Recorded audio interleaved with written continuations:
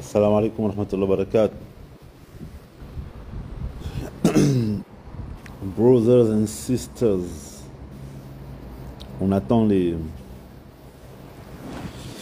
on attend les assaillants du jour. Aïe aïe aïe.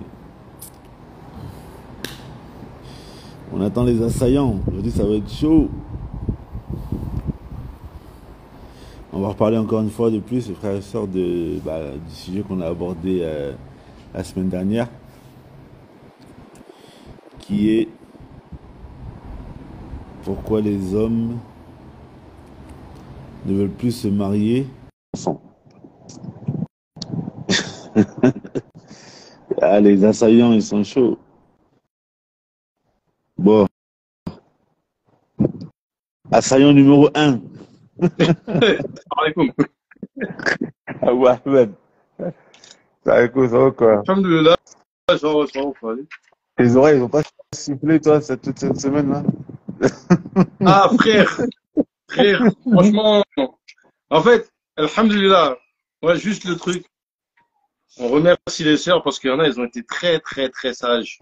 Et quand on parle de sage, de vraie sagesse, elles ont entendu que Voilà. toutes celles énervées comme pas possible parlent. Une fois qu'elles ont parlé, elles sont venues, elles se sont prononcées comme ça. En fait, on a oublié celles qui ont dit des dingueries et on se rappelle que celles qui ont dit des bonnes choses. Ce qui Machallah. fait qu'à un moment donné, j'étais en train de désespérer. Il a dit, je parle plus avec les sœurs, c'est bon, elle me fatigue. Après, j'ai vu ça, j'ai dit, ah, alhamdoulilah, finalement, en fait, non. Après Ja'a Nasr min Allah. C'est ça, en fait. C'est Le, exactement ça. le, le Subhanallah. secours d'Allah, il est venu. Fort, même. Aïe, aïe, aïe. Bon, normalement, il y a une sœur là, elle voulait témoigner. Là, je vais essayer de la faire rentrer. Je crois que c'est une des sœurs qui fait partie des sœurs qui t'ont porté secours. Inch'Allah. Bon, avant que la sœur elle parle, je vais un peu récapituler un peu. Bismillahi walhamdulillah wa sallallahu wa sallim ala Sayyidina Muhammad wa ala alihi wa sahbihi wa man wallahu wa ba'd. Donc, pour ceux qui nous rejoignent, qui n'ont pas suivi un peu ce qui s'est passé auparavant, je vais essayer de récapituler vite fait. Ce qui s'est passé, c'est que j'avais expliqué la fois dernière que on assiste un peu à un changement.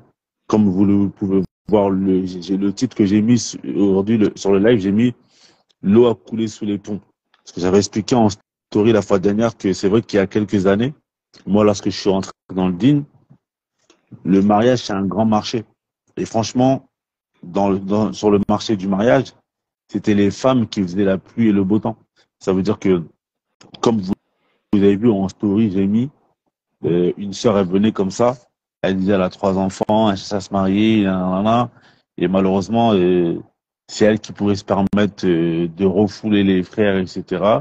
Marie qui pouvait avoir 3, 4 enfants de plusieurs pères différents. Aujourd'hui, on assiste à un changement. L'eau a vraiment coulé sous les ponts parce que avec la page que j'ai, il y a plusieurs sœurs qui viennent me voir, qui me demandent de les aider à essayer de trouver des frères. Et lorsque j'envoie leur profil à des frères, pourtant c'est des sœurs parfois jeunes, elles ont connu qu'un seul homme dans leur vie, 1 ou 2 enfants. Et les frères ne prêtent pas du tout attention. Et même quand la sœur elle a vraiment un bon profil, hein, les frères ne prêtent pas attention, malgré que la sœur elle accepte la polygamie, qu'elle soit pas prise de tête, etc. Et donc l'eau a coulé sous les ponts. Aujourd'hui, on assiste à un revirement de situation. Et il y a plusieurs facteurs qui font que aujourd'hui les frères ne prêtent plus attention à ce genre de choses. On a essayé de les élucider la fois dernière dans le live. Et on s'est fait un peu ramasser, surtout le frère Abou Ahmed, qui a essayé de donner des solutions aux sœurs, etc. Mais alhamdoulilah, il y a des sœurs qui ont compris. Il y en a d'autres qui ont compris le fond, mais qui ont été dérangés par la forme. Et il y en a d'autres qui n'ont ni compris le fond, ni compris la forme. Donc aujourd'hui, Inch'Allah, on va refaire la suite, où on va vraiment essayer de rentrer en profondeur parce que franchement, dans le live la fois dernière, franchement, il y a plein de choses qui ont pas été, qu'on n'a pas abordées, et surtout la place des enfants dans tout ça. Parce que Moi, je vais vous faire une petite, je vais vous faire, comment on dit ça là? Je veux dire, pour parler un peu de moi, moi, j'ai grandi. Moi, mes parents, ils sont divorcés quand j'étais jeune. Mes parents, ils ont divorcé quand j'étais jeune. Et, alhamdoulilah, bon, ma mère, elle s'est jamais remariée. Puis, alhamdoulilah, ils se sont remis ensemble à la fin là, voilà, ils sont âgés, ils se sont remis ensemble, environ 15, 20 ans après. Mais j'ai toujours eu dans ma tête une hantise d'y voir ma mère avec autre personne que mon père. Pourtant, Ouais. j'ai pas vécu avec mon père et tout, hein. Quoi, mon père, on le voyait de temps en temps et tout. Et j'ai grandi. Nous, on était moi, où j'habitais, on était que des petits jeunes d'Afrique centrale. Congo, Gabon, Zaïre et tout ça. Et tous mes potes, on était des familles monoparentales. Tous mes potes, on était des familles monoparentales. Les papas, ils sont partis à droite, à gauche. Et c'est pas comme les familles Westaf où les papas, ils sont là. Nous, on était que des familles monoparentales. Donc, ma mère C'est un était peu tout comme ça seule. aux Antilles. C'est un peu comme Aujourd'hui, ça aux Antilles, d'ailleurs. c'est comme ça. Aux Antilles, c'est Ouais, subhanallah. c'est Et, 60% de familles monoparentales. subhanallah. Subhanallah. Et franchement, j'ai toujours eu une hantise de voir ma mère avec un autre homme. Donc, c'est vrai que, subhanallah, on a beaucoup parlé des ressentis de l'homme, des ressentis de la femme, etc. Et les grands oubliés la fois dernière, c'était les enfants. C'est pour ça qu'aujourd'hui, je pense que cela, peut-être, il va durer longtemps. Ce serait bien qu'on puisse entendre des frères, ce serait bien qu'on puisse entendre des sœurs, mais ce serait bien que l'on puisse entendre également le retour d'expérience de frères qui ont grandi avec des beaux-pères et comment ça s'est passé. Parce que, encore une fois, La semaine le dernière, j'en but, ai parlé vite fait. Moi, j'ai parlé vite fait de mon cas. Il y a un frère aussi qui a il y a un témoigné. frère, il y a un frère aussi, tu vois. Et Parce qu'en fait, le but dans tout ça, en vérité, c'est pas nous. Nous, on peut dire qu'on est des générations gâtées. Franchement, on est des générations, malheureusement, pour les frères comme les sœurs, c'est gâté. Mais le travail que l'on fait, en vérité, c'est pour ceux qui vont venir après. Si on peut faire que nos enfants, les enfants de nos enfants, etc., ils puissent voir ce live et, puis qu'ils puissent ne pas tomber dans les erreurs dans lesquelles les sœurs sont tombées, dans les erreurs dans lesquelles nous, les frères, nous sommes tombés, franchement, c'est vraiment, voilà, c'est pour eux qu'on fait ce travail. Donc moi, on va donner la parole à la sœur. Avant de donner la parole à la sœur, j'aimerais juste dire une dernière chose. Vraiment, c'est pas un problème qu'il faut prendre à la légère. Moi, il y a un frère qui m'a appelé hier. Un frère m'a appelé hier. Il m'a dit, les frères, il m'a dit, franchement, ce live que vous avez fait, c'est un live d'anthologie. Il m'a dit, cependant, le frère, il était divorcé. Il a dit, moi, je voulais me remarier. Là-bas, je voulais pas me marier avec une soeur qui a des enfants. Il a dit, je voulais pas. Il a dit, j'ai appelé des frères, ils m'ont dit, vas-y, prends, etc., etc., et tout. Il a dit, il a pris. Il a dit, subhanallah. Il a dit, ma femme, elle a une petite fille. Elle a 3 ans. Il a dit, j'arrivais pas. Il a dit, j'arrive pas à, être, tu vois, à me sentir comme un papa pour elle, etc. Il a dit, au début, je pensais que j'étais cruel, je pensais que j'étais mauvais, etc. Et en entendant votre live, en fait, il m'a dit, je me suis rendu compte qu'en fait, c'est une chose à laquelle je n'étais pas préparé. Il a dit, en fait, c'est une chose à laquelle je ne voulais pas. Il a dit, les gens m'ont dit, ouais, prends une femme avec enfant, c'est sunna, etc., etc. Mais en vérité, il a dit, c'est une chose que je ne voulais pas. Il a dit, aujourd'hui, je me retrouve dans une grande galère parce que bah, sa femme, elle est enceinte en plus. C'est un autre enfant. Donc, les gens, quand on parle de ce genre de sujet, en vérité, c'est pas des sujets à prendre à la légère parce que il y a trop de conséquences qui sont pas négligeables. C'est des familles que l'on fonde. C'est des choses. En fait, on va être questionné sur ça au jour du jugement dernier. Tu vois, tu prends une femme, elle a des enfants, etc.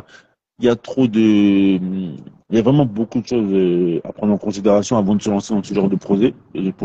Donc, Inch'Allah, là, on va laisser la parole à la sœur qui est venue pour témoigner. je peux faire une introduction pour suivre la tienne, en Vas-y, fait. vas-y, vas-y. أعوذ بالله من الشيطان الرجيم بسم الله الرحمن الرحيم وصلي وسلم وبارك على سيدنا ومولانا محمد وعلى آله وصحبه والحمد لله رب العالمين ربي اشرح لي صدري ويسر لي أمري واحلل عقدة من اللسان يفقهوا قولي.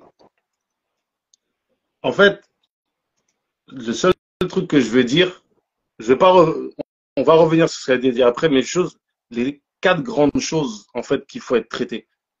C'est ce qu'on a commencé à faire la dernière fois. Apparemment, ça n'a pas été compris. C'est pourquoi est-ce qu'il y a des frères qui refusent. C'est la base du thème. Et expliquer le pourquoi du comment, le mécanisme de la pensée de beaucoup de frères. Parce qu'il y a des frères, ils savent pas, on leur fait croire qu'ils sont cruels. Deuxième chose, important, pourquoi il y a des frères qui acceptent? Ça, il faut que il faut clarifier en fait c'est quoi la réalité du mariage. Parce qu'en fait, vous pouvez culpabiliser les sœurs et aussi les frères. La troisième chose, c'est la problématique de se remettre en question, l'homme comme la femme, dans quel représente le mariage réellement. Et les grands oubliés, effectivement, c'est malheureusement les enfants. Donc, juste que les gens ils comprennent bien que la base, la problématique, c'est ça. Tout ce qui va être dit, ça tourne autour de ça. Et qu'on ne vienne pas dire aux gens, c'est votre ressenti, c'est ci, c'est ça. La semaine dernière, plusieurs fois, assez absurde, excusez-moi de dire ça comme ça, mais quand on dit il y a tel type de sœur, oui, mais c'est pas toutes les sœurs. Ben, on le sait, on vient de le dire. Il y a tel type de frère, oui, mais c'est pas tous les frères. Ben, on le sait, on vient de le dire. On vient de le dire en fait concrètement. Donc, Inch'Allah, les gens comprennent bien que quand on traite un profil, on parle de ce profil-là. Ne parlez pas des autres profils. Quand on va parler de l'autre profil, parlez-nous des autres profils. Bismillah. La dernière chose, quand la sœur aura terminé, je pense qu'il faudra intervenir et on va tenter de faire un assez gros rappel sur les questions de fiqh, de droit musulman, etc. Là, on vous dit fiqh, dans vos têtes, ça ne parle pas. Le droit de la famille en islam. Babou nikah, dans le chapitre du nikah, dans le chapitre du mariage, il y a la question du droit de garde et des règles qui y sont liées. Et chaque école juridique a ses règles, a ses principes, etc., etc. Donc, on va devoir parler de ça et on va parler d'un autre dernier sujet par rapport aux enfants, la question de leur protection. La question de leur protection, notamment dans le contexte où on est. Il y a des frères qui sont plus en France, il y a des frères qui sont en France et qui voient l'évolution. Donc là, il y a des problèmes qui vont se poser sur la question de la hijra, pas hijra, les sœurs, est-ce que vous pouvez partir avec les gosses, etc., etc., etc.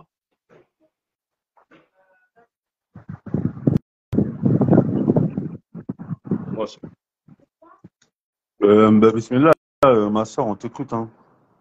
Salam alaikum wa rahmatullahi wa barakatuh. Vous m'entendez? Oui, on t'entend. Salam wa rahmatullahi wa barakatuh. Déjà, pour commencer, je voulais dire que j'étais pas là au live d'hier et je viens juste d'arriver, donc je sais pas du tout ce qui s'est dit.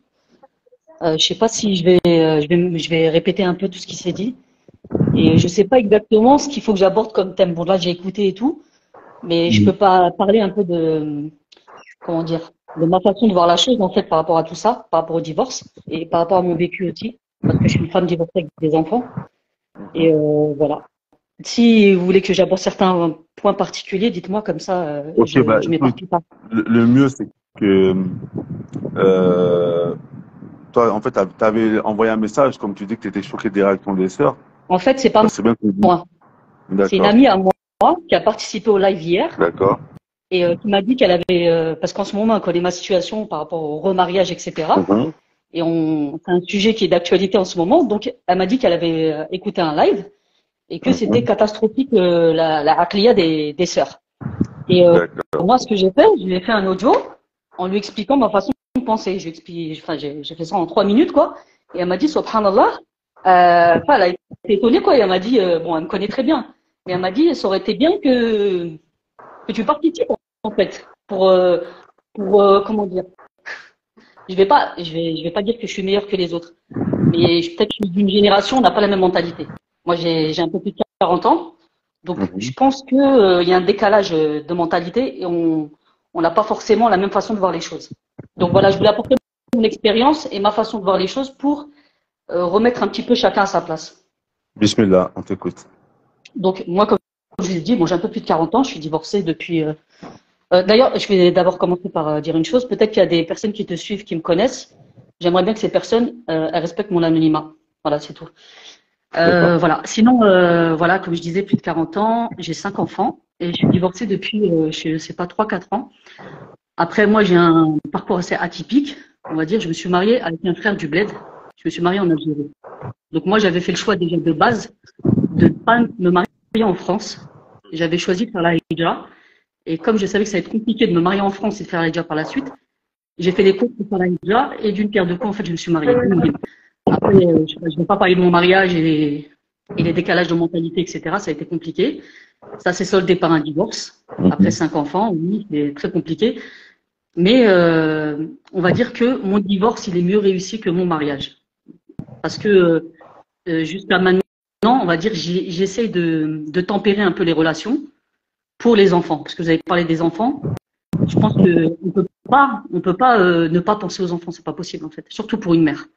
Donc là, je fais des sacrifices dans ma vie pour mes enfants. Et il y a pas le choix. Et demain, si je dois me remarier, on peut dire ce qu'on veut. Nos enfants, même si moi, je sais que la femme, quand elle se remarie, la priorité, c'est son mari. Et que les enfants, dans le char, ils doivent retourner chez le père justement pour ça, pour qu'elle puisse donner son haq à son mari, etc. Et moi, je vais le dire, ça, je le dis, et je le reconnais, je sais que c'est normal, mais est-ce que demain, si je me remarie, je vais pouvoir respecter ça? C'est comme les frères qui prennent une femme et qui disent moi, je te prends avec tes enfants, je vais faire avec eux comme mes enfants. Ils ont de la nia. Franchement, on a cette nia. Hein. Mais après, quand on est sur le tas, en vérité, ça, c'est la théorie. Dans la pratique, c'est une toute autre histoire, en fait. Et c'est pas qu'on est des menteurs ou des manipulateurs, etc. Pour la plupart, je pense qu'on est vraiment sincères de base. Et qu'après, en vérité, on a du mal à assumer. On a une haute estime de nous. Enfin, ouais, c'est ça. Une haute opinion de nous-mêmes, voilà. Voilà, par rapport à ça. Et il y a une autre chose, un autre point sur lequel, un autre point que je voulais aborder, c'est qu'on est très loin de la fitra, que ce soit l'homme ou la femme. Et moi, en fait, le fait d'avoir vécu en Algérie pendant presque 15 ans, là, ça m'a beaucoup éduqué. Et j'ai beaucoup changé, en fait. Malgré mon mariage, il n'a pas été heureux. Ça a été vraiment une éducation pour moi. Et j'ai pris, enfin, comment dire, j'ai acquis des valeurs que je n'avais pas forcément avant, comme la famille, ça s'est accentué, en fait, ces choses-là. Le fait que la femme, elle a une place dans la société qu'on ne connaît pas forcément quand on est en France et quand on a été éduqué en France, pardon. On est complètement, comment dire, on est à côté de la fitala, en fait, quand on a été éduqué à l'occidental. Et ça, je m'en suis rendu compte après plusieurs années au bled. Et tu vois ce que je voulais en venir, je ne sais plus. Je sais plus. C'était quoi le sujet de commencer? En tout cas, à la base, le problème que l'on a là, c'est que on l'a expliqué la fois dernière, comme tu n'as pas suivi tout live, c'est que aujourd'hui, il y a beaucoup de sœurs en fait qui cherchent à se marier. En fait, vu que toi tu es de l'ancienne génération aussi, avant, on expliquait qu'avant les sœurs en fait, c'est elles qui faisaient la pluie et le beau temps dans le marché. Ouais, j'ai entendu ça tout à l'heure. Et il y a un problème en fait qui se pose, c'est que beaucoup de sœurs, lorsqu'elles veulent se remarier, elles imposent au beau-père des choses qui ne devraient pas être imposées. Et ça, c'est devenu normal en fait. Comme là, j'ai posté en story. C'est un vrai profil. Hein. C'est un frère qui me l'a envoyé tout à l'heure. D'une sœur qui a la vingtaine. Elle est divorcée, elle a 3 enfants. Et elle dit la première chose qu'elle a sortie, c'est je cherche un frère qui me prend financièrement, moi et mes enfants, etc. On prend en charge moi et mes enfants financièrement pour me permettre de pouvoir rester en Hijra. Et en fait, ça, chez les sœurs, c'est devenu monnaie courante. D'accord. En fait, à la base, en fait, nous, ce qu'on disait la fois dernière, c'est que c'est le travail du père. C'est le père qui doit prendre en charge les enfants. Mais aujourd'hui, ces choses, elles ont été imposées au beau-père. Et en fait, avant, en fait, un frère qui allait dire de manière libérée comme ça, tes enfants, les enfants, je ne veux pas les prendre en charge parce que ce pas mes enfants. On allait lui dire, ah, subhanallah, a'udhu billah, comment tu penses, l'entraide, la ouma, etc. C'est vrai, il faut aider. Mais aussi, en fait, comme il disait la fois dernière, à la base des bases, c'est que le prophète sallallahu alayhi wa sallam, il a dit il suffit à l'homme comme péché de délaisser ceux qui lui reviennent de droit. Et donc, avant, tu vois, à l'époque, les frères, ils rentraient dans ces genres de mariages-là, ils fonçaient la tête baissée, tout ça. Et en fait, aujourd'hui, 15 ans après, tu as beaucoup de frères. Lorsqu'ils voient ça, en fait, ils ne veulent plus rentrer dans ce genre de mariage. Parce qu'en fait, pour eux, ils se sont fait utiliser. Combien de frères ils m'ont dit, Akhi, la dernière fois, j'avais posé une question à plusieurs frères qui sont mariés avec des sœurs qui avaient des enfants. Je leur ai dit, quel est le bénéfice de prendre une femme avec des enfants? Et la réponse de tous les frères, franchement, ça a été franchement, ils ont dit, Akhi, dans ce moment, il n'y a aucun bénéfice. En gros, ils disaient ça, le seul bénéfice, c'est, ok, fil akhira, tu vois. Et les frères, ils disaient que, ils expliquaient que c'est pas facile, tu vois. C'est que le vrai père, parce qu'en fait, aujourd'hui, ce qui se passe, c'est que les sœurs, qu'est-ce qu'elles font, les sœurs? Les sœurs, en fait, le vrai père, parfois, dans beaucoup de cas, il veut subvenir aux besoins de ses enfants, il veut passer du temps avec ses enfants. Beaucoup de mamans et des sœurs, elles refusent. Elles refusent. D'accord. L'enfant, c'est un moyen de pression. Et par contre, tout cela, elle le donne au beau-père. Oui, du temps avec mon... Parce qu'il y a un des frères, il m'a dit... Excuse-moi. En fait, excuse-moi, là, j'ai retrouvé le fil, en fait, je me demandais pourquoi j'avais parlé de la fitara, etc. Mais en fait, c'est ça la base. C'est que, où est-ce que je voulais en venir? C'est que, comme personne n'est plus à sa place, on a l'éducation des Occidentaux. La femme est devenue féministe. Et en fait, c'est ça, elle a pris le pouvoir, en fait. Elle a tous les droits pour elle. Malheureusement, on a, comment dire ça? C'est vrai que, excuse-moi, ma soeur. Excuse-moi, quand tu dis féministe, tu veux dire quoi? Dans quel sens? Là, ce qu'il vient de dire, en fait, c'est que l'homme, il va la prendre en charge, il prend en charge ses enfants, et elle a tous les droits sans rien donner, en fait. C'est du fait qu'elle, ce soit une femme, déjà, elle a tous les droits. Merci. Et dans l'islam, non, mais attends, là, je parle des femmes. Les hommes aussi, ils sont loin de la fitra. Parce que là, je vais parler des femmes parce que je suis une femme, et moi, j'essaie d'être juste. C'est vrai que la femme, elle a pris la grosse tête. Voilà, c'est ce que je disais à la sœur dans mon audio hier. Je disais qu'elle avait pris la grosse tête. Et par rapport au fait que l'homme, il doit pas prendre en charge les enfants de la femme. Ça, on est d'accord. Ce qu'il va faire, c'est de la bienfaisance. Il n'y a rien qui l'oblige. Normalement, c'est le père. Mais le gros problème qui se pose, bon là, tu parlais des sœurs qui veulent pas que leur père, leurs ex-maris voient les enfants, etc. Là, je suis d'accord, ça existe. Mais il y a des femmes qui n'empêchent pas. Et l'ex-mari, il ne prend pas en charge ses enfants. Donc, on est arrivé à un point où l'autre... Ça, de toute façon, on a déjà... Tu sais, on avait fait un live sur ça, sur les... Voilà, il y a de moins en moins d'hommes qui ne prennent pas leurs responsabilités. Ça, c'est réel. Ça, des deux côtés, en fait. Il n'y a plus personne qui est à sa place. En fait, si on revenait juste au Shara, si on revenait au Coran et à la Sunna, en vérité, on n'aurait pas tous ces problèmes. Mais comme, on revient toujours à la même chose. On a la aqida des Occidentaux. On prend les règles, les lois des Occidentaux. On est devenu comme eux, en fait, on réfléchit comme eux, que ce soit l'homme ou la femme. C'est pour ça que c'est l'anarchie, en fait. Si on revenait au asl, ça se passerait jamais comme ça. Moi, comme je le dis, pour moi, moi, mes enfants, ils ont leur père. Moi, ce que j'expliquais à la sœur, je disais, voilà, moi, je cherche pas un père pour mes enfants. Mes enfants, ils ont un père. Et alhamdoulilah, leur père, avec tous les défauts qu'il a, c'est un bonhomme. Il accepterait jamais qu'un homme, il prenne en charge ses enfants. Maintenant, le problème qui se pose avec les frères de maintenant, et surtout les frères de France, excusez-moi, hein, c'est une réalité. Il n'y a plus de, comment, le mot en français, je sais même pas, je vais vous le dire en Darja, il n'y a plus de rjala. C'est plus des bonhommes. La vérité. Il n'y a plus de viralité. Virilité, tu parles de virilité. Non, mais c'est présent, de toute façon, en fait. C'est plus pour que ça, en fait. C'est la responsabilité. En fait, ma soeur, ce que tu dis, c'est réel. Dans le sens, d'un point de vue sociétal, ce que tu dis, c'est totalement réel. On le disait très souvent. Il y avait le frère Abou Moad aussi. On l'avait dit. Nous, on le disait depuis au moins 2 ans avant, dans les lives, on était incendiés. On disait que les femmes se sont masculinisées et que les hommes se sont féminisés. Exactement. Et que les hommes se sont féminisés. Mais le plus grave, le problème, c'est que les femmes ont gardé leur qualité de femme. C'est ça que j'allais dire à Abou Ahmed. En fait, le problème, c'est que la femme a gardé son émotivité de femme qui, normalement, devrait être canalisée par un homme. Elle l'a gardée et avec ça, en fait, elle-même, elle se donne le droit de prendre les facultés de l'homme. Et ça, je parle bien sûr d'un point de vue général. Je dis pas que c'est toutes les sœurs. Et à partir de ce moment-là, ça va être très compliqué. Et ce que tu dis, ma sœur, c'est réel qu'il y a des hommes qui se sont féminisés, mais il y a aussi des hommes qui, leur virilité ou le fait qu'ils sont clairement hommes, bah, c'est plus supportable. C'est-à-dire que c'est normal. tu vas passer vite pour un misogyne, tu vas passer vite pour quelqu'un qui respecte pas les femmes, tu vas passer vite pour quelqu'un qui réduit les femmes à certaines choses. Ouais, regarde, en fait, avec le principe, c'est le baromètre. La femme occidentale, elle est émancipée. Si tu viens ici au bled, tu verras que même, bon, plus la génération, ça commence à changer. Mais moi, je vois la différence. Je dis que même la Moutaberija ici, elle est plus dans la fitra que la sœur occidentale qui vit en Occident.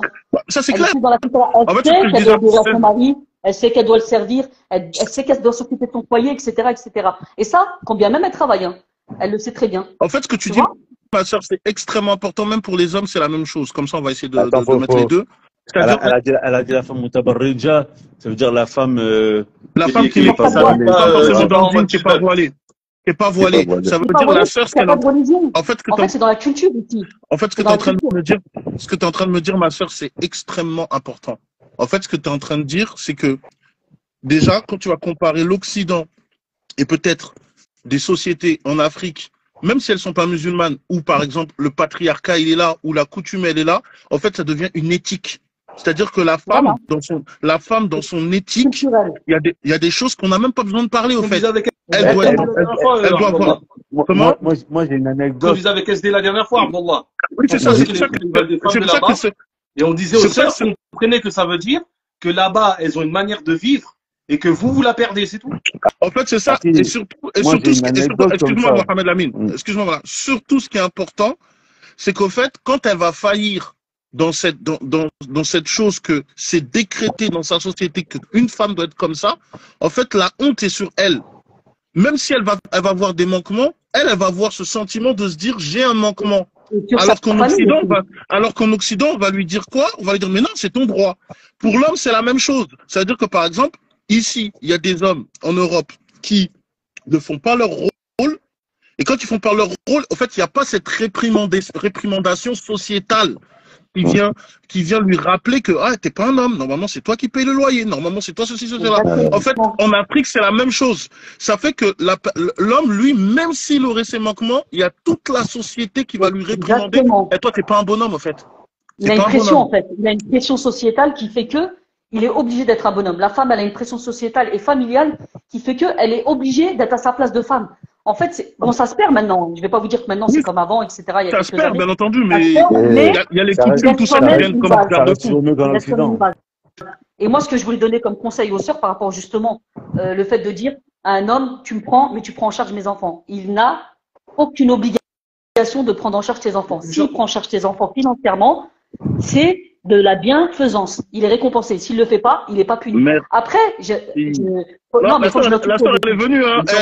Mohamed Lamine. La sœur, elle est venue placer les mots qu'on a voulu dire la dernière fois, les gens, ils n'ont pas voulu écouter, hein. La sœur, elle place les mots, là. Moi, je suis désolée, j'essaie d'être juste, moi.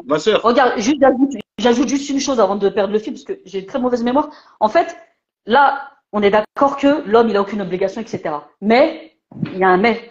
Personnellement, si je me marie avec un homme, et mes enfants, ils vivent avec moi, parce qu'on ne sait pas, leur père, il dit qu'il va les prendre, mais on ne sait jamais ce qui peut se passer. Si mes enfants, ils vivent avec moi, et que cet homme-là, il ne montre même pas un minimum, comment dire, de rahma envers mes enfants, de leur faire plaisir, etc., impossible que ça marche entre nous. C'est impossible. Donc ça, je tiens à le préciser, les frères, ne pensez pas que je dis ça, mais que derrière, l'homme... non, mais ça, c'est logique, ça, ma soeur. Et à la base, c'est à l'homme de vérifier ça avant. Bah, c'est normal. Oui. Mais même, c'est des choses, c'est des choses qui mettent la mahabba dans un couple. Le fait de prendre soin quand même des enfants. Je dis pas qu'il doit dépenser pour eux, hein, mais quand même un minimum de toute façon, c'est pas franchement un homme qui vit avec une femme. Les enfants, ils sont dans la maison. Au bout d'un moment, tu vois. En fait, nous, qu'est-ce qu'on essaie d'expliquer, c'est que il faut pas que les sœurs, dans leur profil de mariage, quand elles arrivent, elles disent oui, je veux un homme qui prend en charge moi mes enfants, c'est pas son rôle. Moi, je vais te dire, elles n'ont même pas à imposer ça, parce que Shar'an, elles n'ont aucun droit d'imposer. C'est pas qu'elles n'ont aucun droit. Shar'an, il n'est pas obligé. Donc, déjà, c'est une chose, tu l'imposes pas, en fait, ça s'impose pas, ça. Voilà. Mais, ma soeur, en fait, même avant que le frère il accepte, Mohamed Lamine, il faut préciser quelque chose que, et la soeur peut-être peut-être elle pourra expliquer, c'est que, au fait, le truc, c'est que, à la base, même avant que le frère, il se retrouve dans cette situation, il y a beaucoup de gens qui, dans leur tête, le fait qu'un homme ne prenne pas une femme avec enfant, c'est que c'est pas un bonhomme.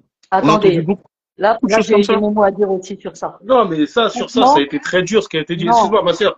Juste un truc qui est important, parce que là, on va le dire ouais. dans le chat, vous partez très vite, trop vite. Moi, je lis pas On du tout les va faire messages le du chat, rappel, désolé. au moins selon une école juridique, de cette question-là. On peut pas citer toutes les écoles parce que les gens, ils étudient pas toutes les écoles. C'est pas comme ça que ça se passe. Les gens qui vous récitent comme ça les avis de toutes les écoles, ils ont rien étudié en vérité. Mais on va faire au moins le rappel. On va tenter au moins un rappel sur ça. Ça va peut-être prendre un petit peu de temps, mais il faut bien comprendre que chez nous, les musulmans, la base de la morale, c'est-à-dire la base de ce qui est bien, ce qui est mal, c'est ce qu'on va trouver dans les moutons de fiqh. Tu peux élever ton degré de moralité, mais la base, c'est ce que disent les textes. Sur ce que la sœur a dit sur le fait de prendre en charge des enfants, la dernière fois, on a dit il y a un profil de sœur, elle demande des pères de substitution et des sœurs qui ont dit c'est pas vrai. La phrase d'après, elles nous décrivent ce qu'elles veulent et c'est un père de substitution. Le problème, c'est rappelez-vous une chose, c'est très important. En tant que musulman, quand on parle, les mots qu'on utilise, le sens qui leur est donné, il vient pas de nous. Il est défini à partir de principes qui sont établis par le Coran, la Sunna et ce que disent les ulama. Donc en fait, quand on vous dit vous voulez prendre un père de substitution, à quel niveau on parle? On parle dans ce que vous êtes en train de demander, nous les hommes, en tant qu'hommes, que ça soit en tant que père, que ça soit en tant que fils, que ça soit en tant que beau-père, on vous dit ce que tu demandes là, ma sœur, c'est précisément un père de substitution. Un beau-père n'est pas un père de substitution. Les seuls cas où c'est admissible un père de substitution, orphelin. Le père, c'est un cassos, mais cassos plus. Tu peux pas faire Un pire. mécréant, par exemple. Par exemple, typiquement, un kafir, effectivement. Mais Mais encore, il y si a le des mec, c'est mécréants, un cassos, un mec qui tient les murs de la sont cité, il fume des joints et tout ça, le mec, il reste musulman, il y a des trucs que tu peux pas faire, ma soeur. Et même ce type de profil-là, que souvent on dit c'est un cassos, quand on va écouter leur version de l'histoire, on va dire, c'est pas grave, ma soeur, t'as un petit peu déformé les événements. Souvent, en fait, on entend le témoignage des sœurs, mais nous, les hommes, on dit pas ce qu'on ressent. Parce que quand on dit ce qu'on ressent, t'as des sœurs qui vont nous mépriser comme ça arrivé cette semaine. Parce que les sœurs, elles sont égocentriques. Elles n'ont pas d'empathie pour les hommes. C'est comme ça qu'elles fonctionnent. C'est pour ça que la charia donne les ordres qu'il donne. On peut réciter les hadiths qui font comprendre. Il faut se rappeler un truc. Le Coran et la Sunna. Pardon, Abou Ahmed, laisse la sœur, pardon. Laisse la sœur. Et juste, bon, je vais laisser la fin parler. Ouais, ma soeur, moi, en fait, pourquoi je veux pas être coupé parce que j'ai une très mauvaise mémoire et je perds très vite le fil. On te coupe, on t'écoute. Non, vous pouvez me couper. S'il y a quelque chose de pertinent, il n'y a pas de souci. Je sais plus ce que je voulais dire, subhanallah. On parlait de quoi? Par rapport au fait, voilà, vous avez dit que les sœurs demandaient à ce que l'homme il prenne en charge les enfants, c'était ça? Voilà, ouais. C'est ça. Donc voilà. Donc moi, comme je disais, moi personnellement, je cherche pas de père de substitution pour mes enfants. Mais si j'avais été dans la situation de beaucoup de sœurs que je connais, qui ont des ex-maris, comme pas besoin d'être un kef, il y a des koufars qui sont bien éduqués et qui respectent quand même. Et par contre, on a des frères, Allah al-Musta'an, il fait tout pour. Enfin, bon, bref, on va pas entrer dans les détails, mais je connais des sœurs en fait. Leurs ex-maris, ils ne subviennent pas aux besoins des enfants, ils ne calculent même pas leurs enfants. On dirait que leurs enfants, ils n'ont pas de père et ils souffrent de ça. Donc là, je suis d'accord que la sœur, elle cherche ce que tu disais par rapport à l'orphelin, etc. Il y a des enfants, ils sont pas orphelins, mais s'ils étaient orphelins, ce serait mieux. Parce que le père, il est plus nocif qu'autre chose pour eux. Ah ouais, il est toxique. Et moi, je connais énormément de sœurs qui sont comme ça, qui sont dans cette situation-là. Et en fait, c'est ça aussi la semaine dernière.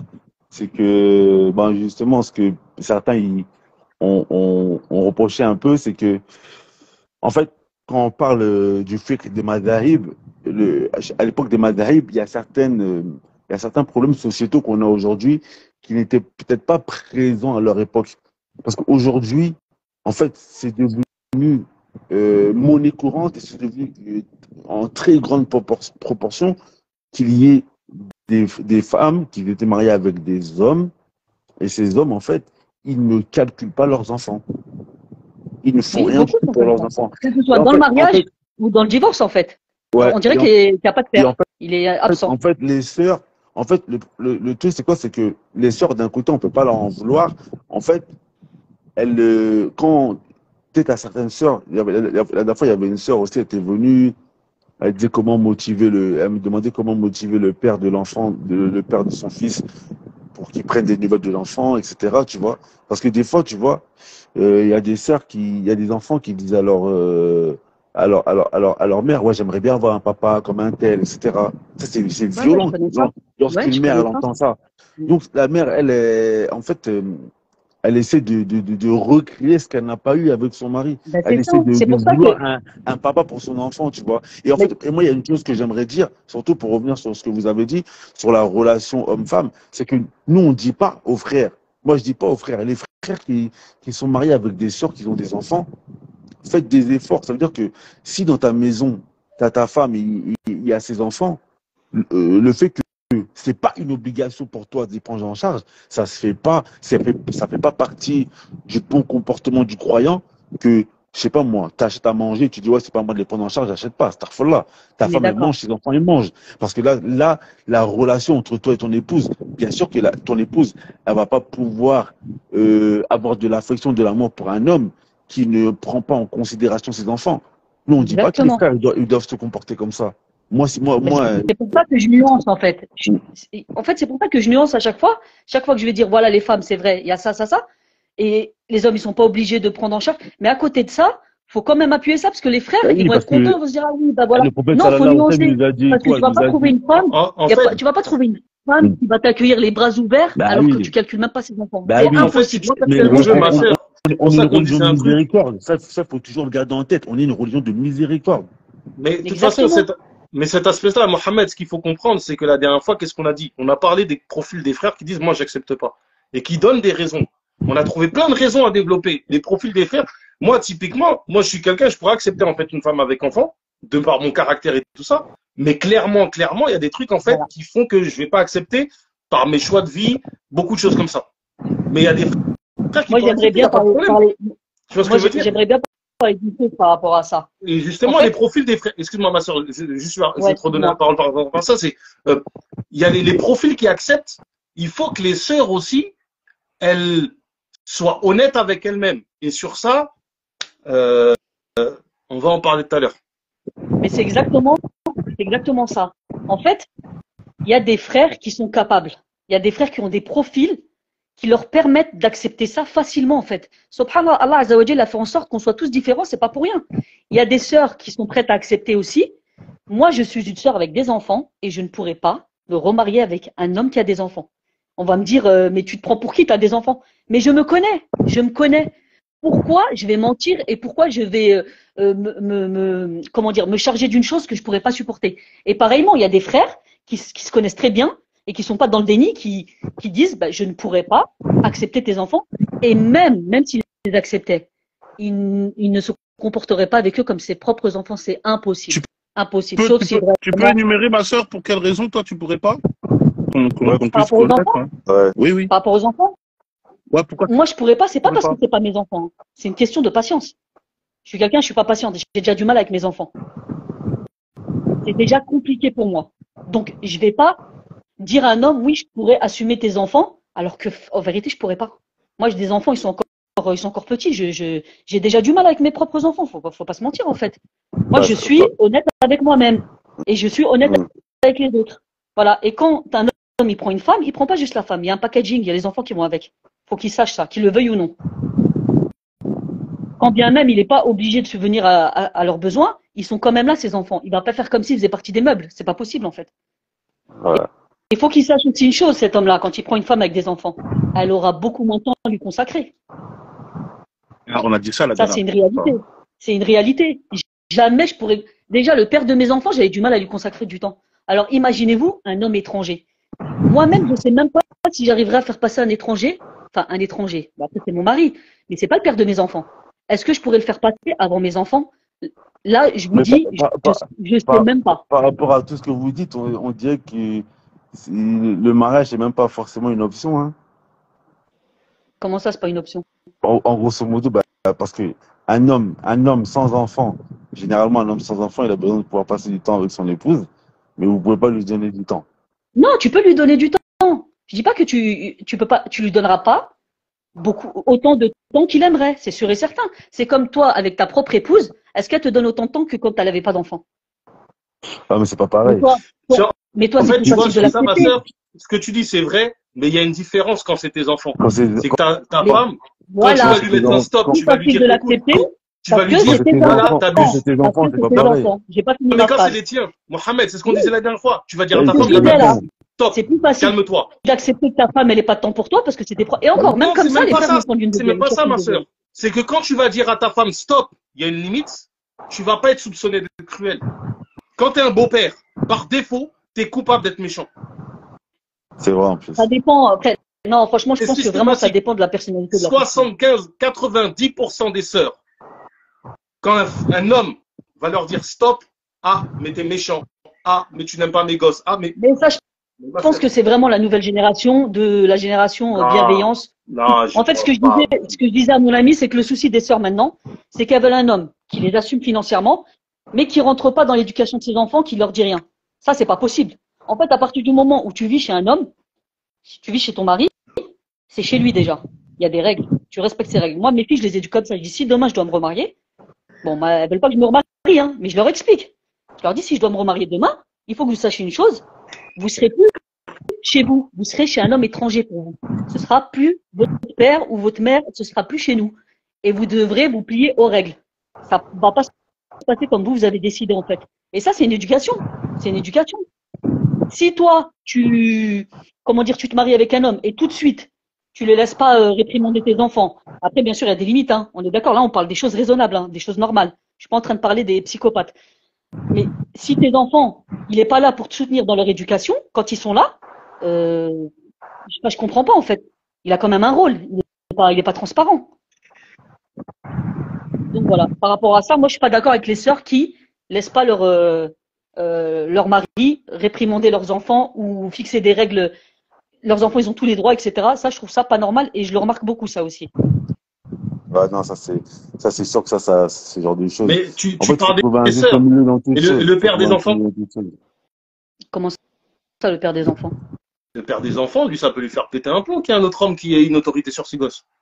Ça, c'est typiquement, ça, c'est notre. Mais c'est pour ça. Mais c'est pour ça que dans le c'est chat, notre avarice. C'est notre égoïsme d'homme. C'est mes enfants. Il y a un mec qui a l'autorité sur eux. Non, mais je suis désolée. Ça va pas être l'anarchie non plus. C'est obligé qu'il y ait des règles, en fait. Tu peux pas.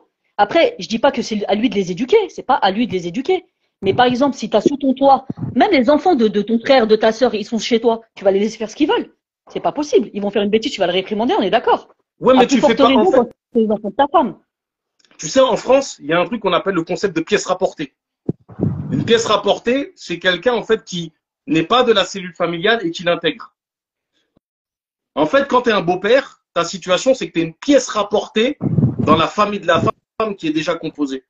En fait, il faut bien comprendre, et ça, les sœurs qui essayent de nous dire, ouais, mais vous, quand vous avez des enfants, c'est pareil. Non, nous, il n'y a pas la même problématique. Quand moi, si je me marie avec une femme et qu'il y a mes enfants qui viennent à la maison, c'est moi le patron dans la maison. J'ai autorité sur ma femme et sur mes gosses. Mais quand je suis marié avec une femme, les enfants, ils ne sont pas sous mon autorité.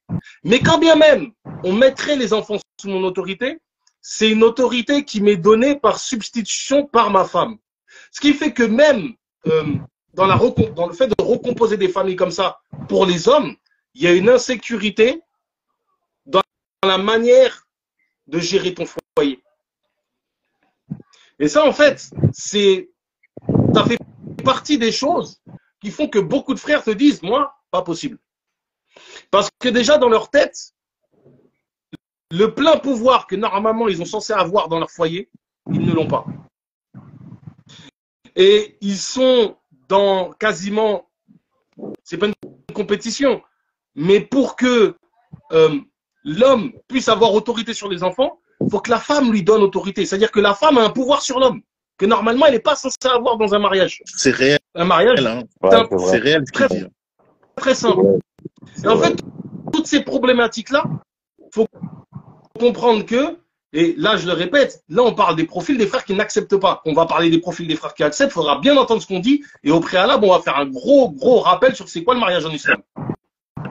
Mais Abou Ahmed, excuse-moi, mais si par exemple, parce qu'il y a beaucoup de situations comme les sœurs, elles ont dit, elles ont parlé des frères qui sont réellement absents. Par exemple, il y a des sœurs que le papa de l'enfant, bah, l'enfant, il connaît clairement pas le père. C'est-à-dire que le beau-père, le beau-père, quand il arrive, surtout quand l'enfant il est en bas âge, bah, l'enfant, il considère le beau-père comme réellement son père. Donc, c'est pas le même cas encore. Tu vois, il y a encore d'autres cas différents. Frère, Abdullah, la semaine dernière, le père des gosses, soit c'est un cassos, c'est-à-dire que on a entendu que le discours, en fait, c'est des cassos. On a entendu que le discours de la part des sœurs avec la vision des sœurs. Et là, dans le chat, on voit les sœurs nous disent les frères, c'est des cassos, les frères, c'est des cassos. Ouais, ouais. Moi, je vous dis, on n'a que votre témoignage à vous. Donc, moi, votre témoignage, je ne le prends pas. C'est-à-dire que si je veux être, juste, si je veux être arabe, je veux être juste, votre témoignage, je le mets de côté. C'est-à-dire que pour accepter votre témoignage, il faut que j'ai le témoignage de chacune d'entre vous, du père de vos enfants, pour pouvoir évaluer si ce que vous dites c'est vrai ou pas. Non, Donc votre parole. il y en a. Non, non. Abdullah, j'ai pas dit qu'il n'y a pas de non. Abdullah, je dis pas qu'il n'y a pas des frères qui sont des cassos. C'est pas ça que j'ai dit. Il y en a. J'ai dit je ne peux pas accepter le témoignage d'une sœur de manière L'ex-papa, on absolue. dirait qu'il n'a jamais été dans le dîme. Bon. C'est toujours comme ça. L'ex-papa, on dirait que c'est toujours un mauvais, il n'est pas dans le dîme. Jamais t'as dit ça, on va dire, non, franchement. Mohamed Et après, Lamine, j'ai moi, pratiquement je jamais me vu permets. quelqu'un qui a dit, ouais, il était bien dans le deal, franchement, c'est un bon papa. Jamais. Toujours. Ouais, il n'est pas dans Non, le mais deal. Ouais, ci, ouais, la ça. femme, elle a toujours tendance à se victimiser, c'est normal. Moi aussi, Mohamed Lamine, si je vous moi, raconte, je je vais vous pense. dire que moi aussi, je suis la victime. C'est normal, la femme, elle est comme ça, subhanallah. La Mais femme, elle moi- va se victimiser.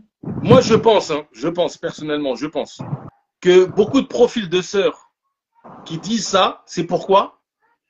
C'est parce que souvent elles se sont mariées dans une situation lorsqu'elles n'étaient pas réellement dans la religion. Voilà. Elles ont Ça, fait je suis tauba d'accord. après le divorce ou pendant le mariage.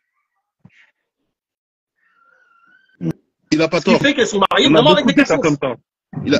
Il a pas tort, Mohamed Lamine. Il y a beaucoup de sœurs qu'en fait, Ouais. elles sont revenues à Allah peut-être après leur divorce, ou elles sont revenues à Allah pendant le mariage, et le mari, il était dans une autre direction. C'est-à-dire que lui, par exemple, il n'était pas dans le dîn. Elle est revenue à Allah, ça a cassé, et finalement, ça a engendré ces conséquences-là. Ça, frère, ça, ce que dit Abou Ahmed, ce cas-là, il est extrêmement fréquent. Tu te rappelles quand on avait parlé, et la preuve de ça, regarde Mohamed Lamine, la preuve de ça, la preuve de ça, c'est par rapport au live qu'on avait fait il y a super longtemps. Tu te rappelles plus, on avait fait un live où on avait fait témoigner les sœurs dont leurs maris ont été injustes, et à chaque fois on se rendait compte que soit le mariage il n'a pas été fait dans des bonnes conditions, soit la sœur en fait elle n'était pas dans le dîn, elle a dit j'étais pas dans le dîn et je suis rentré dans le dîn pendant le mariage. Donc ce qu'il dit à Abou Ahmed, c'est réel. Là, ça revient à ce que Abou Mouad disait la fois dernière. Dont les walis. Ce problème-là, auquel on est en train de faire face, des sœurs qui se retrouvent avec des enfants divorcés, il faut mieux prévenir que guérir. Si les sœurs, en amont, pour beaucoup d'entre elles, elles avaient fait les choses bien, ben peut-être qu'elles ne seraient pas dans cette situation. Tu vois. Et maintenant, la solution qu'on pourrait donner par rapport à ça, parce qu'après on va nous accuser de ne pas donner des solutions, c'est que les sœurs qui ont fait des erreurs, qu'elles aient ce courage intellectuel, qu'elles aient ce souci pour la Oumma, de voilà, quand elles parlent à leur sœur, elle leur dit regarde, moi j'ai fait telle erreur, ne fais pas la même erreur que moi. Moi, il y a beaucoup de grands frères qui m'avaient posé plein d'erreurs qu'ils ont fait pour me dire fais pas cette erreur-là. Et alhamdoulilah, ça m'a permis de pas tomber dans les mêmes trous qu'ils sont tombés. Donc ce serait bien que les sœurs, parce que très souvent, comme a dit la sœur, les sœurs ils se victimisent. Peut-être au fond d'elles. Je vais vous dire, hein, Peut-être entre nous, on se tire vers le bas. Hein. Les femmes divorcées, Voilà, peut-être les au pires fond d'elles. fréquentations que j'ai eues depuis mon divorce, ce sont les femmes divorcées. Hein. Et c'est pour ça Parce qu'en fait, que ma sœur, on est toutes des névrosées et on veut toutes s'enfoncer les unes les autres, en fait. On se rend pas compte, hein, je vous dis pas que c'est intentionnel. Hein. Mais moi, je vous déconseille aux sœurs qui sont divorcées, ne faites pas des groupes de sœurs divorcées. Hein. C'est catastrophique. Ça, c'est un truc à ne surtout pas faire. C'est pour ça que je vais témoigner aussi. Il y a des sœurs, elles ont des pages Instagram et tout ça. Elles motivent les sœurs aussi. Ouais, la vie de célibataire, etc. Mais moi, ma sœur, j'aimerais revenir sur une Jamais de chose la que vie. vous avez dit tout à Je l'heure. vous dis, regardez, moi, ce que j'ai compris avec mon divorce, un mariage malheureux, c'est une sutra. C'est mieux qu'une séparation. Moi, si je pouvais retourner avec mon ex-mari, aujourd'hui, je retournerais. Agile. Ah, C'est très subhanallah. difficile. Ma En plus sœur, de là, t'as choisir dit un un truc, homme, là. Non, là, t'as dit un truc. Je crois qu'il n'y a personne qui va te valider. comment ça? Tu sais très bien, on entend tout le temps, mieux vaut être seul que mal accompagné. Ah non, non, non. Ah non, non, non. Franchement, je réfléchis encore à l'heure d'aujourd'hui quand je vois les propositions de mariage que j'ai, et parce que ça, je voulais y venir aussi par rapport aux frères. Quand je vois les propositions de mariage que j'ai, parce que ma situation, parce que je vois beaucoup de sœurs d'un certain âge avec des enfants qui ont des critères de malades. Redescendez sur terre, les sœurs. Hein. T'as un certain âge, t'as plus la beauté que t'avais quand t'étais jeune, t'as des Moi, je peux enfants. partir, hein. Moi, je On vais l'a être la dit. grosse sœur. Moi, je pars, hein. Mohamed Amin Nasser, elle fait le taf, Bah hein. Moi, je peux oui. partir, frérot. Bah oui, Non, mais mais faut, on l'a dit. regardez, en fait, faut être réaliste. Agile. Faut être réaliste. Moi, je suis arrivée dans une situation où je me dis, dans ma situation, j'ai quoi en fait? J'ai quoi de plus qu'une autre? J'ai rien, au contraire, tu vois. Je vais ramener des machakiles. J'ai des enfants, j'ai des problèmes, et l'ex-mari. Qui va assumer ça en fait? Quel homme va assumer ça? Quel homme? Et Surtout on dirait vous avez écouté le live de la semaine dernière. C'est tout ce qu'on a dit. je n'ai écouté, je suis revenu sur Insta. Moi, je t'ai dit, Je suis Mohamed revenu Amin, sur quand ça Insta sort il de y a la moins bouche d'une d'une femme, semaine. c'est pas pareil. On a dit exactement la même chose. La dernière fois, on était les méchants. Là, ma soeur, tu J'ai parles, rien- les sœurs, elles disent regardez, c'est moi, vrai, j'ai rien faut rester écouté avec des mon lives. mari. C'est Adib, ça, frère. Moi, Voilà, j'ai c'est Adib. rien écouté des lives. Je suis revenu sur Insta il y a moins d'une semaine parce que j'avais une question à poser à quelqu'un. C'est tout. Je suis revenu que pour ça. Et justement, je lui ai posé la question par rapport au mariage. Je disais, avec mon profil, quel type d'homme m'accepterait?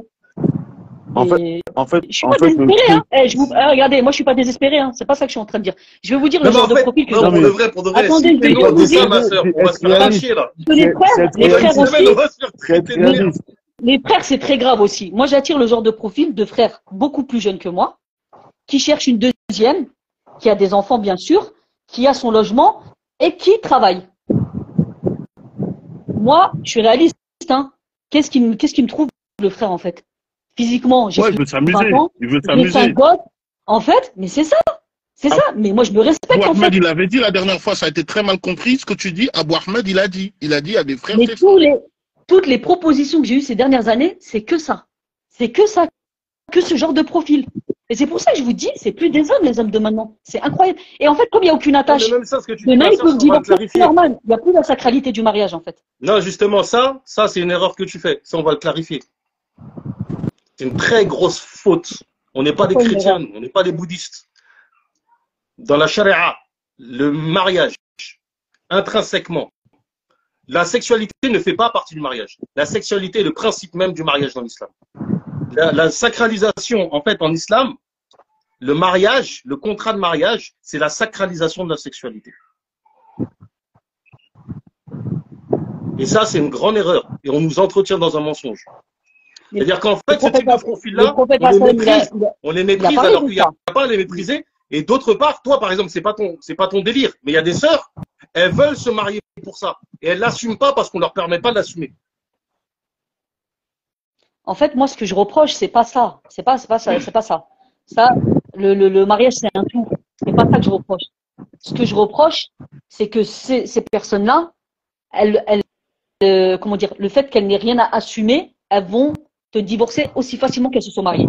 C'est ça que je suis en train de reprocher. Ça, Ah, ça c'est vrai. tu vois ce que je veux dire? Ça, c'est vrai que les tu hommes, dis, ma sœur, les hommes effectivement, aujourd'hui, j'avais pas vu ça sous l'angle, en fait, des hommes. Moi, je le voyais sous l'angle des femmes, dans le sens où non. les femmes qui vont se marier pour ça, elles vont pas faire le taravim de leur mari. Effectivement, dans l'autre sens, l'homme va pas sacraliser sa femme. Et ça, c'est vrai. ça c'est vrai. Non, Ça, c'est vrai. en Continue, fait, ma voilà, soeur. ça, c'est une réalité. Aujourd'hui, ma soeur, tu nous fais plaisir. Hein. Continue, moi, personnellement. Non, wallah, Continue, moi, je suis pas continue. là, wallah, que je suis là pour faire plaisir à personne. Je suis juste là pour parler d'une réalité. Et il y a un truc aussi très important. Tout à l'heure, quand je vous ai parlé de fitra, etc., il y a un truc un sujet que je voulais aborder qui est super important. La jeunesse de maintenant, ils sont éduqués avec quoi? Bon, les femmes, le féminisme. Et les hommes, l'arrêt de pile, là. C'est un truc à la mode maintenant. On a trouvé le axe du féminisme. Ça, c'est une catastrophe. Je pense que c'est ça qui a une des choses qui a bousillé en fait nos mentalités. C'est n'importe quoi. On dirait qu'on se fait la guerre. Allah Azza wa Jalla a dit l'homme est un vêtement pour la femme est un vêtement pour l'homme. Nous, en fait, on dirait que on est là pour faire la guerre. C'est pas ça le mariage. On doit être, comment on dit, mhenni dans le mariage. Lahna, comment on dit en français lahna? Je sais pas comment on dit. On doit être apaisé dans le mariage. C'est pas qui va la sérénité. Voilà, on doit être bien en fait. Non, moi j'ai l'impression que maintenant c'est la guerre et qui va avoir le dessus sur l'autre. Si chacun est à sa place, il y aura jamais ces problèmes. La femme elle reste à sa place, l'homme il reste à sa place. Voilà, tout simplement. Voilà. C'est ça que je voulais dire en fait, c'est que si chacun retrouve sa place, en vérité, tous les problèmes qu'il y a, c'est que personne n'a sa place. Non, machallah. Machallah, franchement, ça fait plaisir tout ce que vous dites. En fait, Ma soeur, moi j'aimerais truc... juste, excuse-moi Mohamed Amin, je veux juste qu'elle nous donne 2 conseils. Comme ça, tu vois, parce que la soeur Alhamdoulilah, elle a posé les choses de manière très équilibrée. Ma soeur, quel conseil tu donnerais aux hommes actuels par rapport à toute la fitna qu'il y a actuellement et surtout par rapport à ce problème-là, ce fléau-là? Et quel conseil tu donnerais aux femmes? Comme ça, on essaie de tous profiter. Est-ce que tu peux préciser? Parce que j'ai peur d'être. Je vous dis, moi, j'étais pas là à aucun live. Je sais pas c'est quoi exactement le problème. C'est le fait de se marier avec une femme avec des enfants, c'est ça? Par rapport à cette parce que là, c'est une situation où il y a plusieurs sœurs qui sont divorcées avec des enfants. Tu vois, dans les lives qu'on peut effectuer, on se rend compte que c'est vraiment plus de 70%. Si on fait un sondage, on va voir que beaucoup de femmes qui nous suivent, ce sont des femmes qui sont dans cette situation. Donc, au fait, quel conseil tu pourrais donner à ces femmes-là qui peut-être elles ont besoin de se remarier, elles ont besoin elles ont l'envie d'avoir un foyer islamique chez elles. Quel conseil tu pourrais donner à ces femmes-là dans leurs critères et dans leurs choix? Et dans le cas inverse, quel conseil tu donnerais aux hommes qui peut-être ça leur dérangerait pas d'avoir une femme avec enfant? Ils se disent, moi ça me dérangerait pas, mais pour qu'ils soient conscients de l'ampleur de l'acte. Voilà. Quel conseil tu pourrais donner? Moi déjà, avant tout, je pense que la base, c'est de faire en sorte que les gens évitent de divorcer. Je pense que la plupart, les 70% qui sont divorcés, peut-être que 50% d'entre elles, le divorce, c'est pour des causes qui sont bêtes en fait. Détruire des foyers pour des causes bêtes, c'est... Voilà, déjà, faut se remettre en question. Parce que tout le monde, comme on disait tout à l'heure, nous on est la victime, l'homme c'est la victime. Moi aussi, je pourrais dire mon ex-mari, ouais, il m'a hagar, etc. Mais faut dire aussi que je me suis beaucoup remise en question et je me dis, mais il a grave patienté sur moi en fait. Moi non plus, je suis pas un cadeau. Déjà, remettez-vous en question, que chacun se remette en question en fait. Chacun fait la rétrospective de sa personne, de son âme. Et voit ses manquements. Et souvent, on est loin d'Allah Azza wa Jal. Ça, c'est la cause principale. Ça, c'est la cause principale. L'éloignement d'Allah, c'est ce qui va mener au trouble dans le couple. Et quand tu as un problème avec ton épouse, ou toi, tu as un problème avec ton époux, mais remets-toi déjà toi en question. Si Allah t'a éprouvé, sûrement tu as des manquements, tu vois. Et moi, la première, hein, je vous dis ça parce que moi, je me sens la première concernée dans ça. Et déjà, éviter le divorce au maximum, déjà. Après, si la reine t'est divorcée, il n'y a pas eu le choix, et voilà. En fait, en vérité, c'est du cas par cas. Ça dépend de la situation de la sœur. Si c'est une sœur, le père, il veut pas prendre soin de ses enfants, il veut plus voir ses enfants, il les calcule pas. Là, je trouve ça légitime de chercher un père de substitution. Et je l'encourage même, parce que les enfants, ils ont besoin d'un équilibre, ils ont besoin d'une figure paternelle. Et il y a des profils d'hommes qui sont capables. Et faites attention, parce qu'il y en a qui se pensent, et ça, c'est beaucoup les hommes. Hein. Là, je vais dire une réalité. Vous avez une haute estime de vous-même. Avant le mariage, vous êtes magnifique. Après le mariage, on voit la ex. Je vais pas dire que vous êtes des menteurs. Et même nous, hein. Mais beaucoup les hommes. C'est pas que vous êtes des menteurs. Je pense que vous avez une haute estime de vous-même et vous vous pensez capable. Mais regardez bien la personne avec qui vous allez vous marier. Parce que c'est possible en fait, il va vous bluffer, en fait. Il va vous faire croire que, voilà, moi, tes enfants, ça va être comme les enfants, etc., etc. Et au final, il leur donnera aucune attention. Voilà. En fait, c'est du cas par cas. Regardez le profil. Malheureusement, les hommes, parfois, dès qu'ils ont eu ce qu'ils voulaient, après, ils ont du mal à faire des efforts. Ouais, voilà. Et en tout cas, arrêtez d'avoir des critères de malade. Remettez-vous à votre place. La femme de 40 ans, elle n'a pas 20 ans. La femme avec 5 enfants, c'est pas une femme sans enfants. Une femme qui a été divorcée, c'est pas une femme qui a jamais été mariée. Voilà, je dis pas qu'on mérite pas, qu'on n'est pas méritante. Mais faut être réaliste, tout simplement. Faut être réaliste. Faut pas s'attendre. Ça, ma soeur, là, quand tu dis ça, tu abordes le point le plus important. Moi, j'en parlais aujourd'hui avec mon épouse. Je disais, en fait, le problème de certaines sœurs, c'est que parfois, quand elles sont divorcées avec enfants, on dirait que elles veulent recréer ce qu'elles n'ont pas eu quand elles avaient 20 ans. La sœur, elle a 35 ans, elle a 3 enfants, elle a les mêmes ambitions que quand elle avait 20 ans, former le même Mais je ne suis foyer. pas par là. C'est C'est d'utopie. de l'utopie, ça. C'est C'est d'utopie. pas possible. Alors que, et après, elle vient nous dire, oui, c'est pas parce que j'ai 35 ans que je dois accepter n'importe qui. Non, c'est pas ce qu'on dit. C'est qu'on dit que, en fait, Sois juste réaliste. il faut être réaliste. Il faut fonctionner avec la réalité du marché. Le mariage, c'est un marché. Il y a les jeunes filles qui arrivent, qui sont sans enfants. Généralement, un homme, il va plus regarder vers ces femmes-là. Qu'est-ce qu'il va faire maintenant qu'un homme, il Et on peut même pas le blâmer. On peut même pas le blâmer, cet homme-là. C'est son droit, subhanallah. Voilà. C'est son droit. Voilà. Un homme de 40 ans, il est dans la fleur de l'âge. Une femme de 40 ans, elle commence à se faner. C'est une réalité, subhanallah. Voilà. Faut arrêter de mentir et dire à 40 ans, même si tu fais du sport, même si tu es au top, t'as pas 20 ans. T'as 40 ans, khlas. T'es proche de la ménopause. Tu vas bientôt ne plus pouvoir avoir d'enfants. Ne t'attends pas à être avec un homme qui veut avoir une famille nombreuse. C'est pas possible, en fait. C'est pour ça que je vous dis, il faut être réaliste. Et souvent, les femmes, acceptez la polygamie. Acceptez la polygamie. Parce que vous vous mettez des bâtons dans les roues. Punaise, mais si c'est nous, on dit ça, on est mort. Mais non.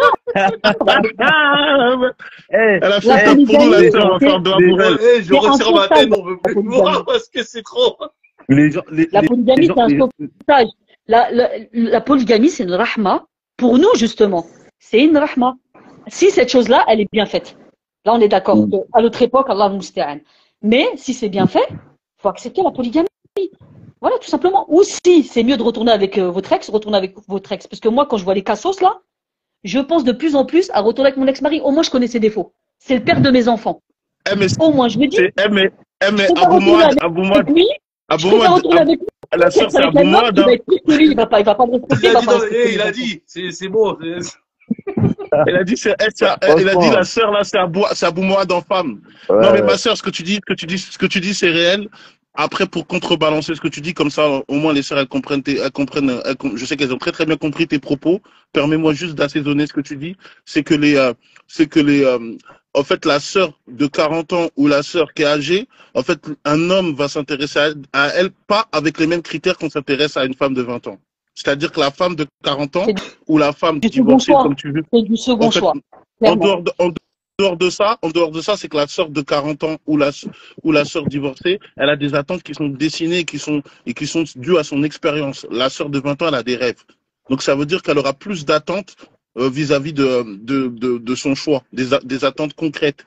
Et la sœur en fait, elle va surtout intéresser des frères qui peut-être, eux, ils ont plus le temps de patienter avec des femmes de 20 ans. Tu vois? Il y a des frères, moi je connais des frères. La maturité, il y a encore un. Et encore, moi, la maturité. Des frères comme ça. Moi, je connais des frères comme ça qui, eux, par exemple, sœurs de 20 ans ou ce que tu veux, ça les intéresse pas parce qu'au fait, ils se disent, pour eux, c'est des gamines, tu vois. Pour eux, dans leur tête, ils veulent une femme. Leur priorité, est-ce qu'ils font d'une priorité la beauté? S'ils font d'une priorité la beauté, la femme de 40 ans, c'est pas la femme de 20 ans. Donc, si tu sais qu'après, tu cherches la maturité et en même temps la beauté, ou si la beauté, elle prédomine sur la maturité, prends une femme de 20 ans. Je te le dis tout de suite parce que la femme de 40 ans, s'approche de la cinquantaine. On est d'accord. En fait, voilà le truc, c'est que... Attends, sur ce que tu dis je voulais dire que les hommes aujourd'hui, un homme, franchement, il va préférer une femme de la quarantaine qui est consciente de toutes ces réalités. Parce qu'en fait, l'homme, il cherche la sérénité. Il va préférer une femme de 40 ans qui est consciente de toutes ces réalités et qui ne va pas l'embêter plutôt qu'une jeune qui va pas être franchement, ça veut rien dire. Non, ma soeur, elle a raison. Il y a beaucoup de frères qui sont essoufflés. Parce que tu peux avoir 40 ans. Ils veulent la paix. Il y a des tu peux avoir 40 ans.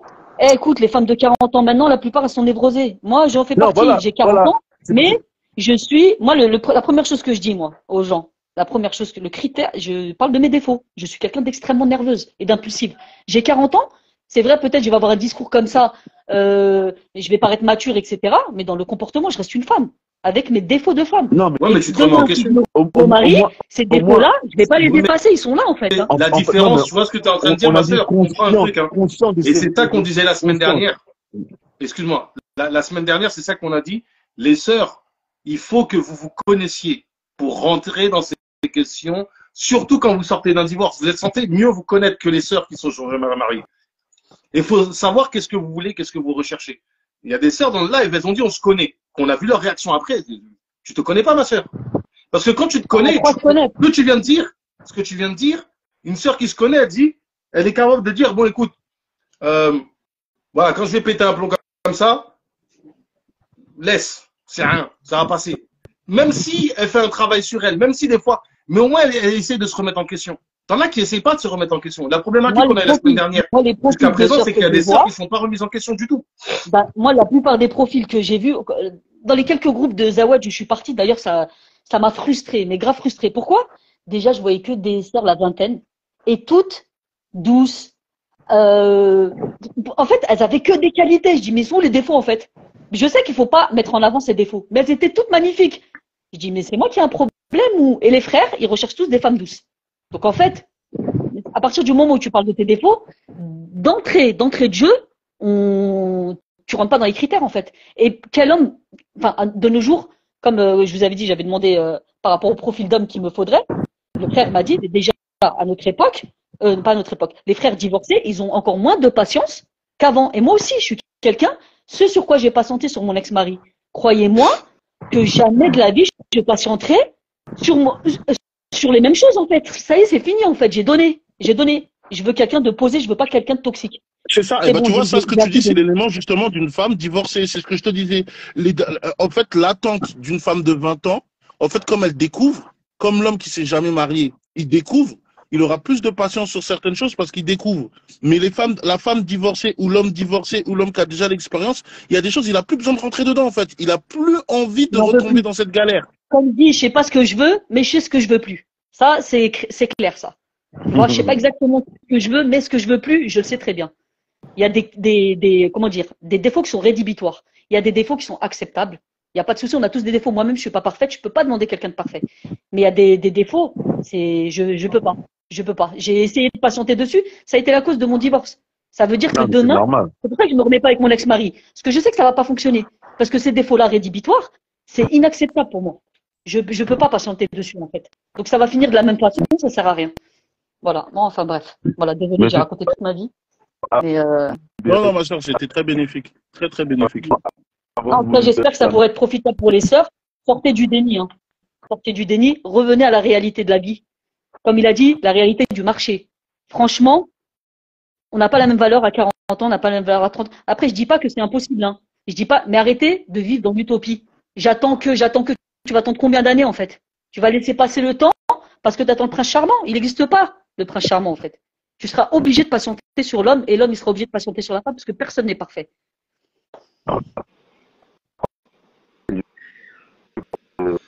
Ya Rabbi. La sœur, c'est bon, elle nous a assommés. Alors que même nous, les hommes, on n'assume pas ce qu'elle a dit. On peut s'arrêter là. La sœur, elle a tiré à balles réelles. Elle a tiré à balles réelles, la sœur. Ouais. Je vous donne moi, comment je vois les choses, en fait, par rapport à mon vécu. Et ça, ma façon de voir les choses, elle est que récente, en fait, hein.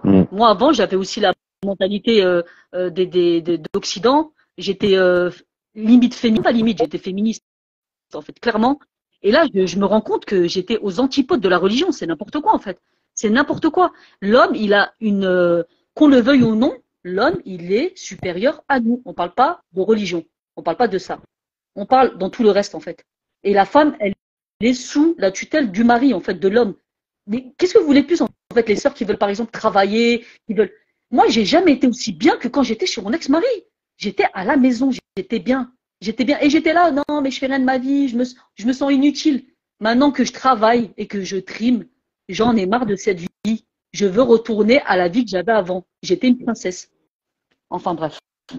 Voilà, les sœurs, c'est juste pour vous ouvrir un peu les yeux sur ce sur quoi on se plaint au quotidien. Et ça, c'est du shaitan. Parce que quand on nous enlève, Allah Azza wa Jalla, il t'enlève cette ni'ma dans laquelle tu étais, dans ce cocon dans lequel tu étais, je peux te dire que tu te prends des claques, en fait. La réalité de la vie, elle est difficile. Et en plus de ça, t'es une proie pour les loups. On n'est pas parlé de ça. T'es une proie facile. Toi, t'es t'es faible. T'es faible, c'est très très dur. Surtout à l'heure d'aujourd'hui avec les réseaux sociaux. J'ai dû enlever tous les réseaux, moi. Tellement c'est difficile. Donc voilà. Bon, désolé, j'ai trop tardé.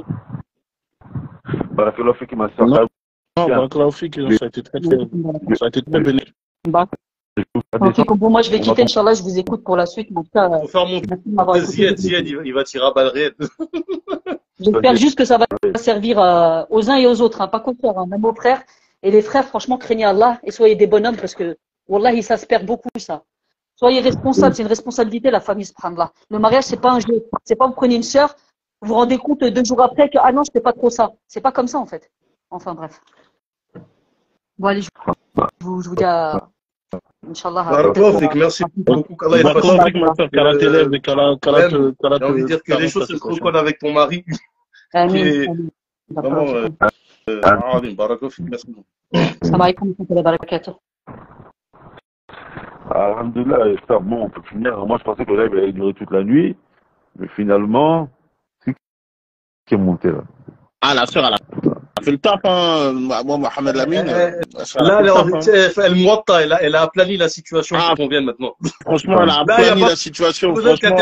Franchement, là, Abou Ahmed, franchement, là, si ça fronce les sourcils, là, on peut plus rien. Parce que la sœur, là. Là, ça y est, elle a détendu, hein. Parce que moi, je t'avoue que j'étais monté avec un gilet pare-balles, 4 trucs, tu sais, casque, tout ça, mais la sœur, elle a arrangé la situation.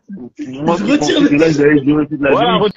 Sur ta maman là, c'est bon frérot, là, c'est bon, on est en sécurité là. La sœur, elle a fait l'ONU là, c'est bon. Alaykoum les frères. Alaykoum salam. Alaykoum salam. Ziad, gâte pas tout s'il te plaît, hein, parce que toi tu veux. Parce que, frère, s'il te plaît, la sœur elle est venue, elle a tout arrangé, s'il te plaît, gâte pas tout. C'est pas ton Tounsi qui gâte tout, s'il te plaît. Ah, mais moi, les gars, je suis juste venu vous passer salam. Hein. Tu sais, le mec, il a rien compris. Hein. Il a rien compris au sujet. Non, franchement, déjà, j'espère que vous allez bien, les frères. Ça va bien. Ça va bien. Ouais, alhamdoulilah. Ouais, déjà, la sœur, elle a parlé français. Hein. Elle a parlé un français clair, net et précis. Là, alors, attends, vous m'entendez, là? Ouais, on t'entend. On t'entend, c'est Abou Ahmed qui bug. Lui, toujours il bug, lui, c'est incroyable. C'est toi, t'es venu. Ouais, je suis en sur le même parasite, c'est pour ça en fait. Mon gars, mon surnom à la cité, c'était briseur de rêve. Tu vois le bail. Mon gars, c'était briseur de rêve. Ah, vas-y, commence, lui. Tu vois, c'est toujours été ça. Bref. Ouais, donc, ouais, la sœur, elle a parlé un français clair, net et précis. Tu vois, on sent, on sent le. Tu sens le Tahiyat Jazair. Ah ouais, mon frère, tu sens la langue comme ça, là. Tu sens le Jazair. Jazair, franchement, moi j'aime trop les Algériens. Tu sens c'était Abou Mouad en femme. C'était Abou Mouad en femme. Jazair, Bilad al-Izzati wal Karam. Al-Jazair. Non, mais après, frère, elle a dit des choses que. En fait, elle a dit tout ce que quasiment tout le monde pense tout bas, tu vois, du côté des sœurs. C'est juste ça en réalité. Tu vois, c'est juste que elle, on va dire, elle a la tête sur les épaules et les pieds bien sur terre, et elle est consciente de la situation. Moi, ce que je retiens de ce qu'elle a dit à la fin, c'est quand j'étais à l'époque chez moi, j'étais une princesse. Aujourd'hui, je dois travailler, je dois machin, nanana. Et ça, mon frère, ça c'est un adepte pour une femme. Surtout, voilà, elle a dit qu'elle était dans la quarantaine, etc. Et normalement, 40 piges, t'es presque grand-mère, tu vois ce que je veux dire? Tu prépares tes enfants ou ta fille à se marier, à devenir une femme, à se marier, tu vois ce que je veux dire? Ouais, c'est ça.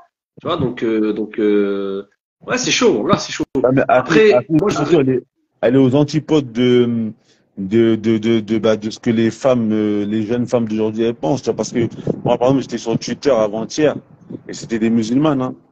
Et les musulmanes, sur Twitter, elles disaient, oui, les musulmanes de Twitter, c'est une galère. Est-ce que tu pourrais dépendre de ton mari, etc., tu vois? Et les femmes, aujourd'hui, la norme chez les femmes, c'est que les femmes ne veulent pas dépendre de leur mari. Et elle te dit, elle aimerait revenir à ça, tu vois, parce que c'est néanmoins, en fait, que la femme, elle peut être chez elle, elle est protégée, elle est mastoura. Elle est préservée quand elle est chez son mari. Après, il y a un point sur lequel j'étais pas d'accord, c'est le fait, tu sais, quand ça généralise, de dire que aujourd'hui, les hommes, c'est plus des hommes. Tu vois? Moi, je parle pas. On fait des généralités parce que c'est vrai qu'en généralité, c'est ça. Hein. moi, je vais te dire une Je chose. suis d'accord quand même. Hein. Moi, je suis d'accord un peu. Hein. Moi, je suis d'accord. Justement, moi, le truc, c'est quoi? C'est que moi, en fait, quand je vis une situation, j'essaie toujours de chercher, j'essaie toujours de me rapprocher des gens, tu sais, qui vivent cette situation. Moi, Mohamed Lamine, je suis déjà venu raconter ici, tu vois, ce que, ce que je vis aujourd'hui, tu vois. Je suis déjà venu le raconter ici, machin et tout. Moi, pour ceux qui ne le savent pas, moi, ma femme, elle a 8 ans de plus que moi. Et elle a 2 grands enfants, des adolescents, tu vois. Donc, même après, la situation, elle est différente, puisqu'ils sont orphelins de leur père. Tu vois, ça, c'est autre chose, tu vois. Mais, moi, ça m'a pas empêché de les mettre, on va dire, sur le même piédestal et avoir les mêmes droits et les mêmes. Je vais même aller beaucoup plus loin. Hein, je peux peut-être choquer certains. Au vu de leur statut d'orphelin, ils ont plus d'importance aux yeux de la jeu que mes propres enfants. Tu vois. Ils ont beaucoup. Et donc, ça veut dire que je dois faire 15 fois plus attention à eux qu'à mes propres enfants, dont moi je suis vivant et leur mère est vivante. Tu vois. Donc, c'est-à-dire c'est 15 fois plus de vigilance. Et 15 fois plus d'attention, 15 fois plus de tu vois, toutes ces choses-là. Bon, c'est des adolescents, alhamdoulilah. Il y en a une, voilà, c'est une jeune femme, tu vois. Enfin, c'est une jeune fille, ça devient une femme, une future maman, etc. Il y en a un, ça devient un homme. C'est des ados, tu vois. Mais ça demande quand même une certaine forme de bienveillance et d'attention, tu vois, particulière. Tu vois. Après, voilà. Encore une fois, je veux revenir sur ce que la sœur elle a dit. Moi, je sais, parce que moi j'ai vécu une période où bon, ça, je la raconte à plusieurs reprises ici et peut-être même un peu ailleurs. Moi, il y a une période où j'étais tout seul avec mes enfants. C'est-à-dire la mère de mes 2 premiers enfants.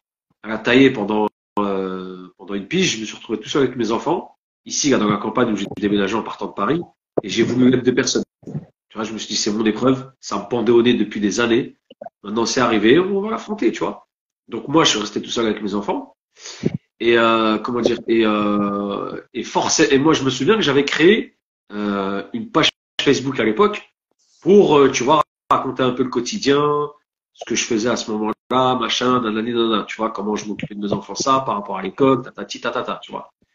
Et moi, c'était juste dans un but, tu vois, de partager, de me dire que peut-être, allez, il doit y avoir un ou 2 raclos, tu vois, qui sont dans cette situation. Les frères, vous imaginez même pas. Je jure, je prends Allah à témoin, au moins une 300, 400 personnes, des frères qui vivaient ma situation, qui étaient tout seuls avec leurs enfants, mais eux par pudeur, parce que ce qu'elle a dit tout à l'heure la sœur, c'est vrai, nous les hommes, on a une fierté mal placée, tu vois. On va jamais, par exemple, montrer des choses qui pourraient nous faire passer pour des fragiles ou quoi.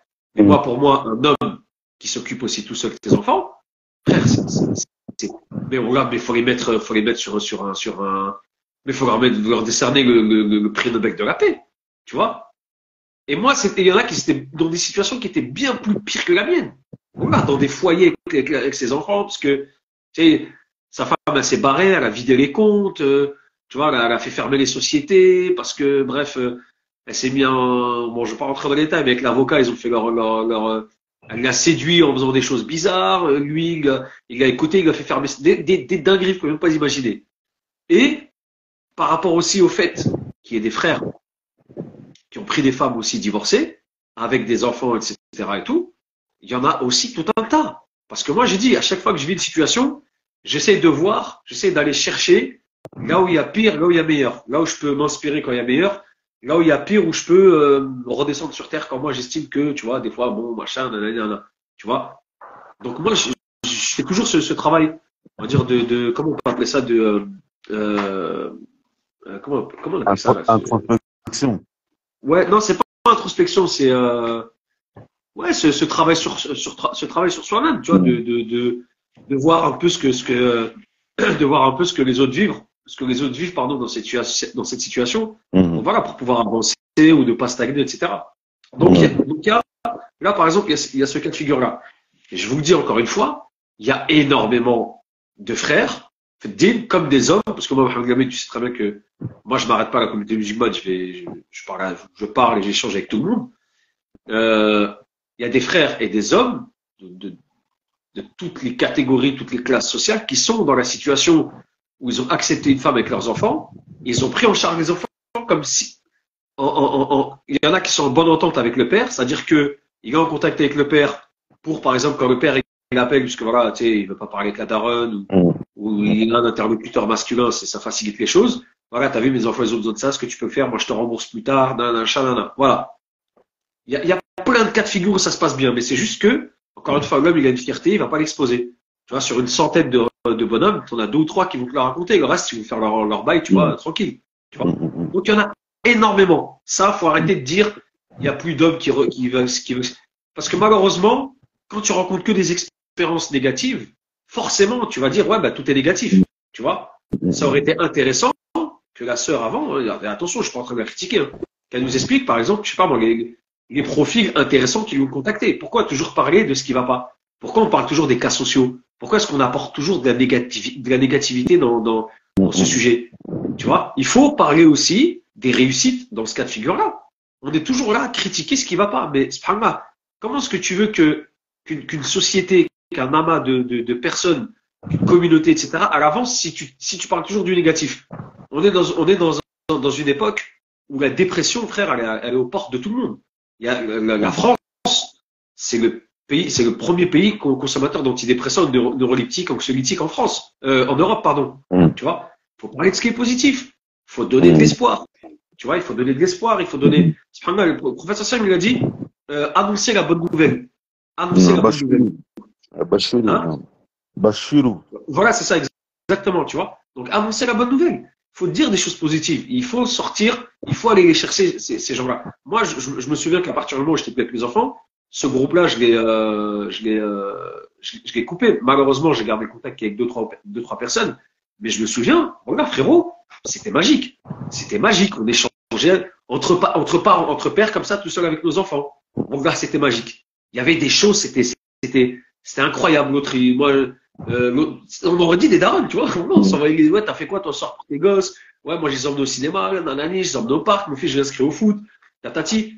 Franchement, il se passe des choses, c'est juste que il faut creuser et il faut arrêter de toujours regarder du côté négatif. Il y a des trucs positifs, tu vois. Il faut arrêter de tomber dans l'engrenage des réseaux sociaux, des médias, etc. De toujours amener du côté, tu sais, du négatif. Maintenant, moi, je veux juste donner mon cas par rapport à une situation que j'ai vue. Mohamed Lamine, tu la connais, on en a déjà échangé ici aussi. Moi, c'était en 2019. Voilà, aujourd'hui, je le dis, j'en ai rien à foutre, tu vois. Tu fais ce que tu veux, c'est tes histoires. Bref. Moi, je suis persuadé parce que il y a un aspect qu'on prend pas en compte, c'est l'aspect psychologique. Et ça, il va falloir à un moment donné que les musulmans, ils arrêtent avec cette fierté à 2 francs. Tu vois, de dire, on est musulman, on a salat, on a Allah Azza wa Jalla, on n'a pas besoin d'aller chez les psychologues. Allah Azza wa Jalla, il soigne ton cœur. Le din, il soigne ton cœur, il soigne pas ton cerveau. Le cerveau, ça se soigne. Si tu as vécu des trucs difficiles dans ta vie, des traumas, machin, il y a, comment dire,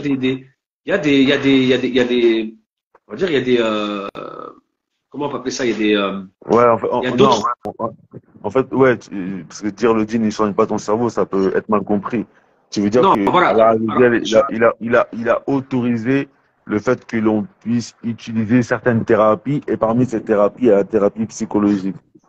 Non, mais c'est ça, exactement. Donc, là, il y a cet aspect-là. Moi, encore une fois, comme j'ai dit, et le conseil que je peux donner, après, je vais revenir sur un peu ce que j'ai vécu. Le conseil que je peux donner, c'est établissez toujours des profils psychologiques des gens que vous rencontrez. Posez des questions, creusez. Par exemple, si tu vois que la sœur, ou le frère, par exemple, la sœur a été privée de son père, elle a grandi sans son père, et que le frère a grandi sans sa mère, il va falloir vous dire que ces gens-là, ils auront un problème avec le sexe opposé. Dans l'immense majorité des cas. Ça, c'est important ce que tu dis, Ziad. C'est important ce que tu dis, Ziad. En fait, dans l'immense majorité des cas, il faut se connaître soi-même. Dans l'immense majorité des cas, analyser les autres. Il faut apprendre à analyser les autres, parce qu'en fait, inconsciemment ou consciemment, on fait tous des choses dans notre vie par rapport au vécu que l'on a eu. Donc, il faut toujours apprendre à analyser les autres. Ziad, on va laisser, tu vas reprendre la parole, on va laisser vite fait le frère Sidi parler. Alors, après.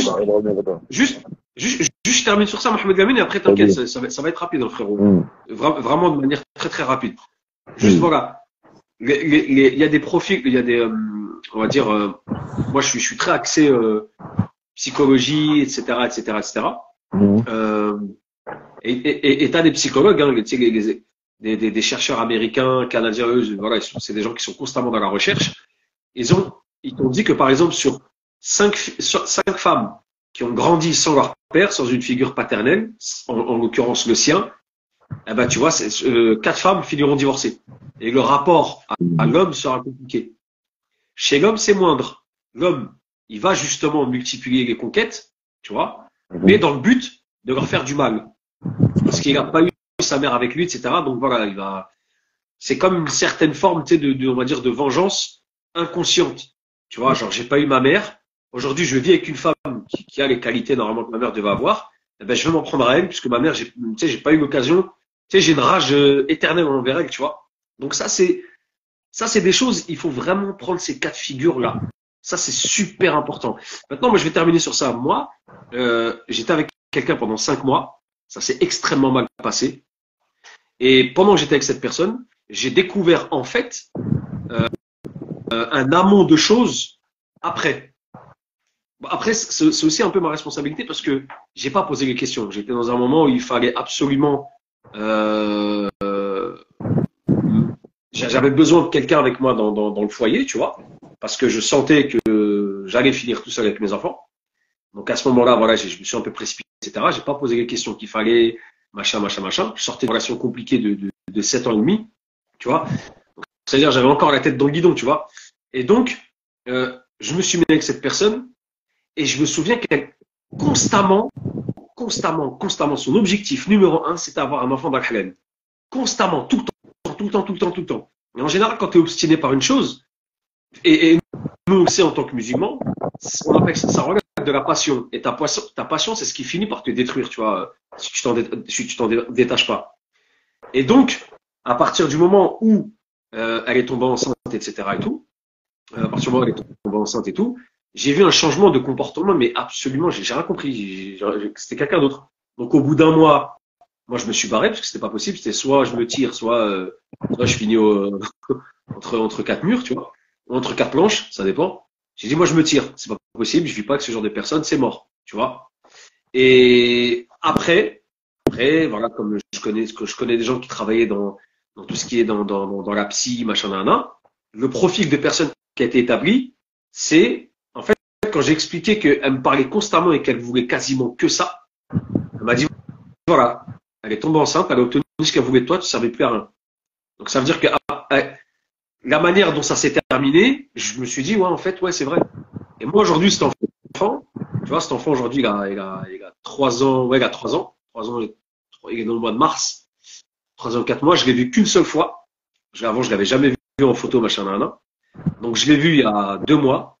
C'est ma belle-sœur qui a organisé ça, etc., qu'elle a la récompense pour ça. Et moi, j'ai dit, et c'est-à-dire, on a mis quelque chose en place pour que je vois ce petit. Et à partir de ce moment-là, je participe on va dire, je fais une contribution financière pour cet enfant, tu vois. Donc c'est ce qu'on a mis en place. Je l'ai vu. Donc, je me suis dit, allez, vas-y, ça va partir d'un bon sentiment. Je paye un premier mois. Qu'est-ce qui se passe après? Eh ben, elle décide qu'elle va déménager, elle va quitter l'endroit où elle est.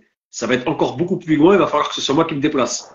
Et ça, j'avais dit à ma belle-sœur, je dis, tu verras, ça viendra pas de moi, ça viendra d'elle. Donc moi, ce que j'ai fait aussi, j'ai dit, bah écoute, moi, l'enfant, je le vois pas, j'ai aucun lien avec ce petit, tu vois, j'ai aucun lien avec ce petit, et tu veux que je t'envoie de l'argent?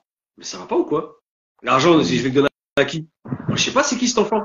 Je l'ai vu à raison d'une heure, même sa tête, je me rappelle plus, tu vois. Donc moi, je vais pas te donner de l'argent.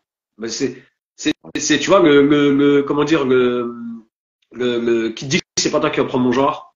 Moi, si j'ai un lien avec mon fils, même si par exemple je t'envoie du Zayo et que c'est toi qui l'utilises, je m'en fous. J'ai au moins ce lien avec mon gamin. J'ai pas de lien. Pourquoi tu veux que je t'envoie de l'argent? T'auras rien, cousine. Il est hors de question que je t'envoie 1 euro. Tu vois ce que je veux dire? Donc voilà, ça c'est ce truc-là. Et moi, je pense que... et après encore une fois, juste pour terminer sur ça, je finis vraiment sur ça, Mohamed Lamine, et je suis désolé d'avoir monopolisé la parole, parce que je pense que c'était important aussi d'établir ce type de profil. C'est que on revient sur ce que j'ai dit tout à l'heure. Comment dire, tu seras toujours esclave de ta passion et puni par ta passion. Moi, je sais qu'il s'est passé des choses et qu'il se passe encore des choses, tu vois. Et je laisse Allah Azza wa Jalla faire les choses. On me dit toujours, ouais, ton fils. Il va finir par venir tout seul. Ou il viendra pas. Allahu A'lam.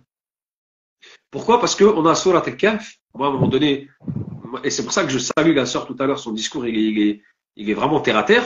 Surat Al-Kahf, tu vois. À un moment donné, il y a il y a un enfant avec Khidr, que Moussa alayhi salam rencontre. À un moment donné, il tue un enfant. Et à la fin, il lui explique pourquoi. Il lui dit, cet enfant, nous ayons craint que, tu vois, il devienne une fitna pour ses parents. Donc, on l'a supprimé.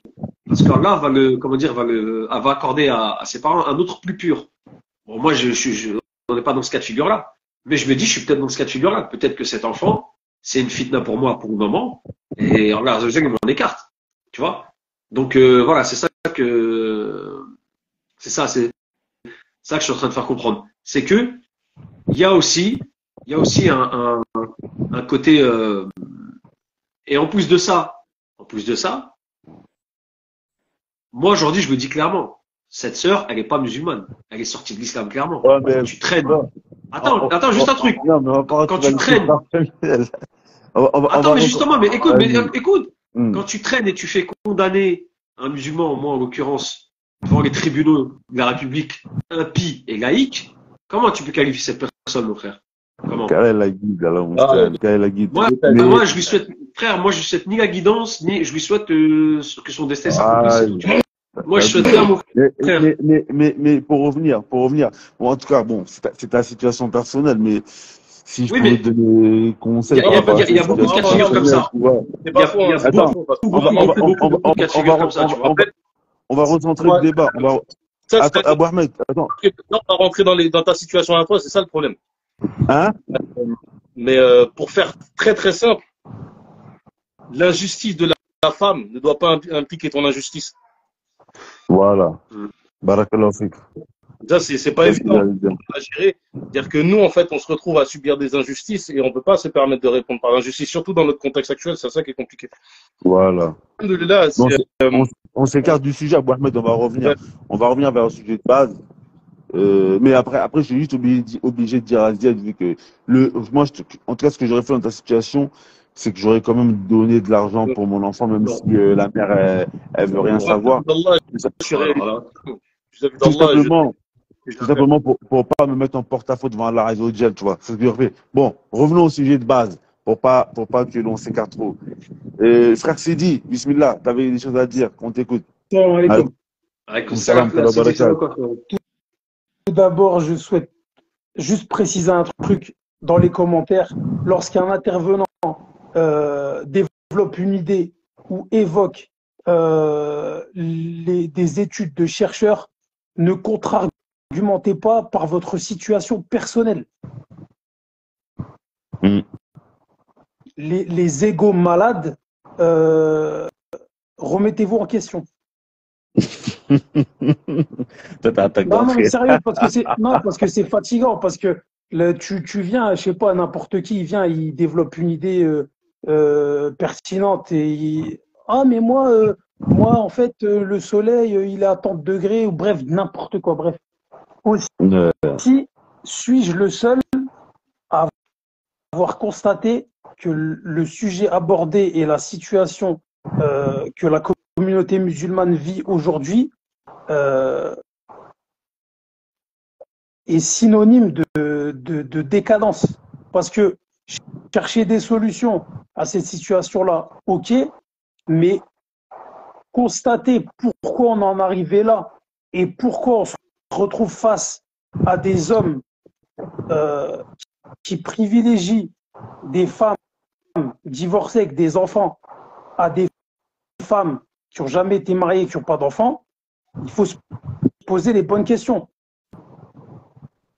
Comment on est passé d'une époque où l'homme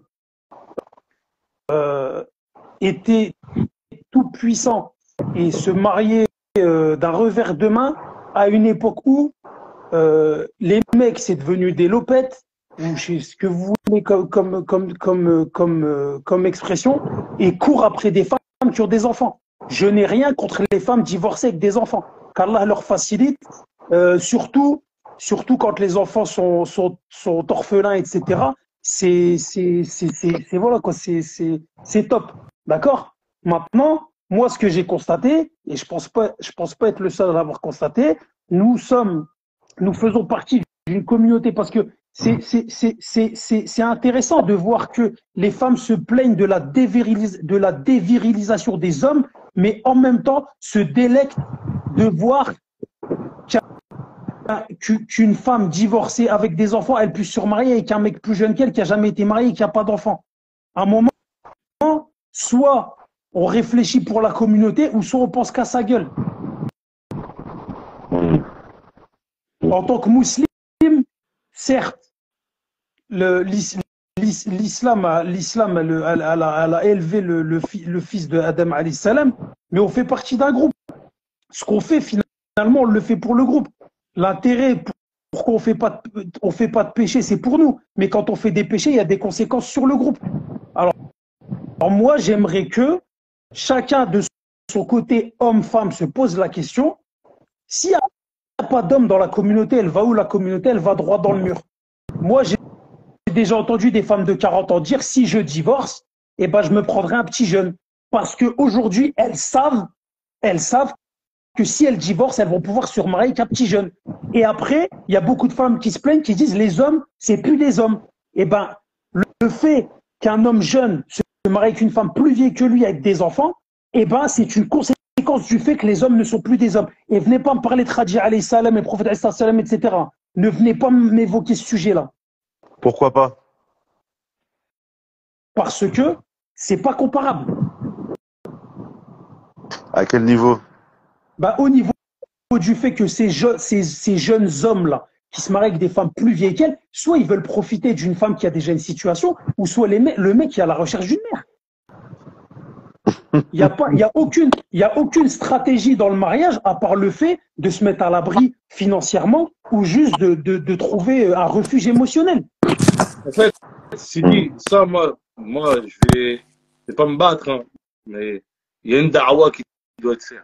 La première des da'wa, c'est rappeler c'est quoi le mariage chez nous. C'est la chose la plus importante. C'est fondamental. Jamais entendu ça, et ben c'est la première fois Psahtek. Dans le commentaire, c'est un commentaire. C'est fondamental parce qu'en fait, l'un des problèmes qu'il y a, que les femmes recherchent l'abri. En fait, il faut déjà comprendre, les femmes ne recherchent pas un abri financier. Il y a une sœur, elle a dit, Cyrine El Houda, elle a dit 8 divorces. Je me suis pas remarié. C'est vrai ça? J'ai pas compris ce qu'elle a dit. Elle a dit c'est pas vrai, 8 divorces. 8 divorces, je me suis pas remarié. T'as divorcé 8 fois? En fait, moi, la chose que je voulais dire qui est simple, c'est la suivante, c'est que la femme, elle cherche une protection. Et en fait, en fonction... Qui cherche une protection chez la femme, marquée. En fonction de la société dans laquelle il vit et des valeurs qui gèrent cette société-là, qui régulent cette société-là, à ce moment-là, effectivement, on va définir en fait cette protection. Dans notre contexte à nous, la protection, c'est une protection qui est financière, parce qu'on est dans l'empire du marché. Tu serais dans une société où on est plus en mode bagarre. On serait dans une société où c'est plus la guerre, etc. Ça serait celui qui est capable, qui arrive facilement à couper la tête. Voilà, exactement. Voilà. Donc, en fait, c'est ça en fait déjà qu'il faut saisir.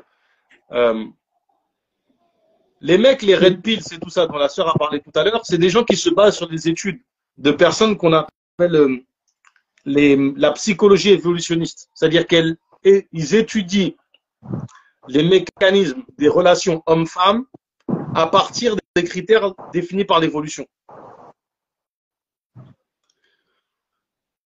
Euh, Maintenant, ce qu'il faut comprendre, c'est que le gros souci qu'on a sur cette question de qu'est-ce que le mariage en islam, tout à l'heure je l'ai dit, l'essence même, ce qui définit le mariage avant tout, c'est d'une part la question de la sexualité de l'homme et de la femme, deuxièmement le contrat.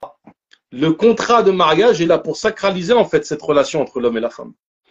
Il y a, alors je ne sais pas si c'est une sœur ou un frère qui posait la question, qu'est-ce que recherchent les hommes dans le mariage? Est-ce qu'on recherche l'amour ou est-ce qu'on recherche jusqu'à se préserver, on entend par là en fait sexuellement. Il faut comprendre que ce que nous dit, nous, ce que l'on comprend de comment sont établis les ahkam du mariage, c'est que l'homme et la femme sont pareils de ce point de vue-là. L'homme et la femme sont pareils, sauf que comment on vit cette question-là, c'est là où c'est différent. L'homme, on a un côté plus conquérant, on veut posséder des territoires, etc. Donc on est moins ballotté par nos émotions. En fait, Farid, c'est pas une question de pensée, c'est une question de qu'est-ce qui est dit, qu'est-ce que la charia nous dit sur nous.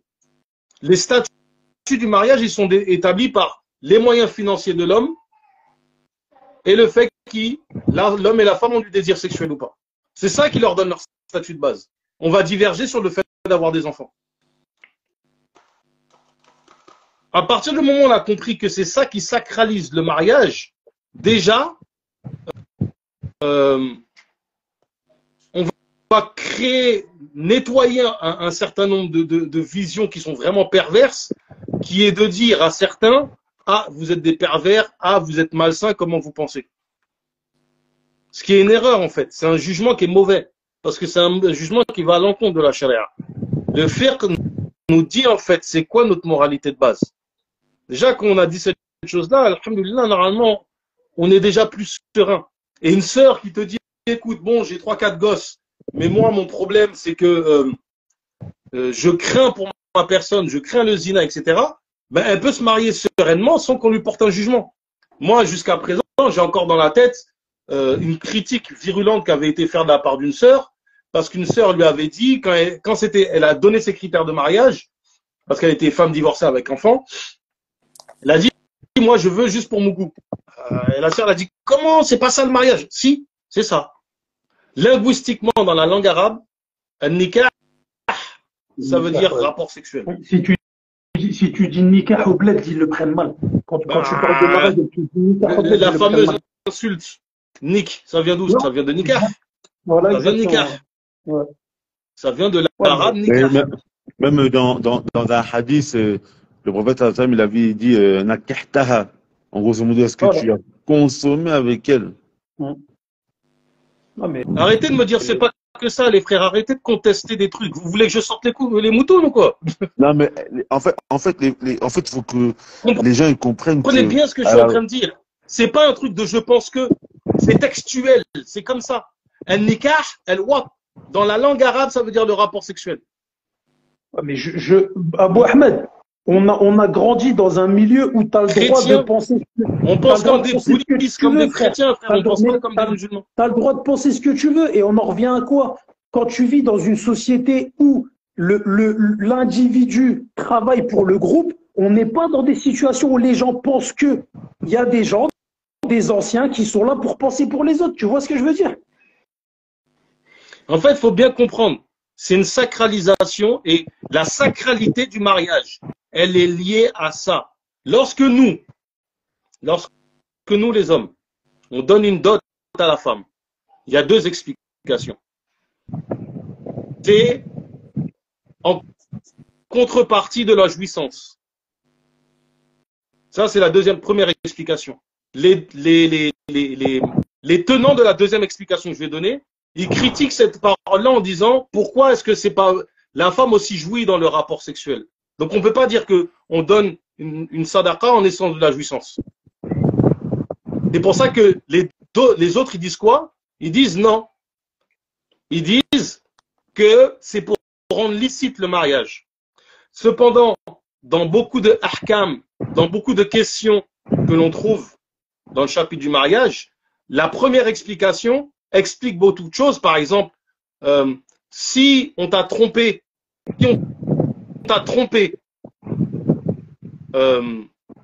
Cyrine, justement, l'erreur, c'est que l'élévation spirituelle, elle passe par l'élévation sexuelle. C'est ça que je suis en train de vous dire. D'accord? Pareil, c'est une erreur. Carrément, tu as le droit de divorcer si tu ne te sens pas élevé sexuellement parlant. Nous, les hommes, ouais. Après, les femmes, c'est un autre problème. Par exemple, typiquement, une femme, elle se marie avec un impuissant, elle peut demander le divorce. C'est même pas une demande de divorce, excusez-moi, c'est pas un divorce. C'est un khiyar. Un khiyar, c'est-à-dire que la femme demande l'annulation du mariage parce que le mec n'est pas capable d'avoir une érection. Et j'insiste, la spiritualité dans l'islam, liée au mariage, elle passe par la sexualité. Donc, si vous n'êtes pas épanoui sexuellement, l'épanouissement spirituel est très difficile parce qu'une femme qui n'est pas satisfaite sexuellement, vous êtes toutes dans le chat et celle qui me dit le contraire est une menteuse. Vous ne respecterez pas votre mari. Vous ne l'aimerez pas, vous ne le respecterez pas. C'est aussi simple que ça. Donc ça, c'est la base de la base et c'est l'essence même du mariage. Tout ce que l'on va dire, en plus, c'est une ziyada. Quand on prend la prière, c'est quoi la prière? Rigolez, vous savez très bien ce que je dis. Ça commence par le takbir, ça finit. Regarde qu'est-ce qu'elle a dit l'autre. Elle a dit comment tu peux aimer un incapable. Tu vois, en fait, si l'homme il n'est pas capable, il est rabaissé en fait. Subhanallah. Regardez comment elle a dit ça. Évidemment, on ne nous respecte pas. Donc, dans la prière, il y a quoi? Il y a la base, il y a l'essence même de la prière dans sa définition. Les rukn qui font que ta prière est valide. Ensuite, tu rajoutes. Les sentiments, c'est du plus. C'est pour que le mariage il soit encore plus extraordinaire. Le adab, c'est obligatoire. Ne pas insulter sa femme, ça fait partie des obligations. Que la femme respecte son mari. Mais il faut comprendre que nous, la relation entre l'homme et la femme, c'est pas pareil.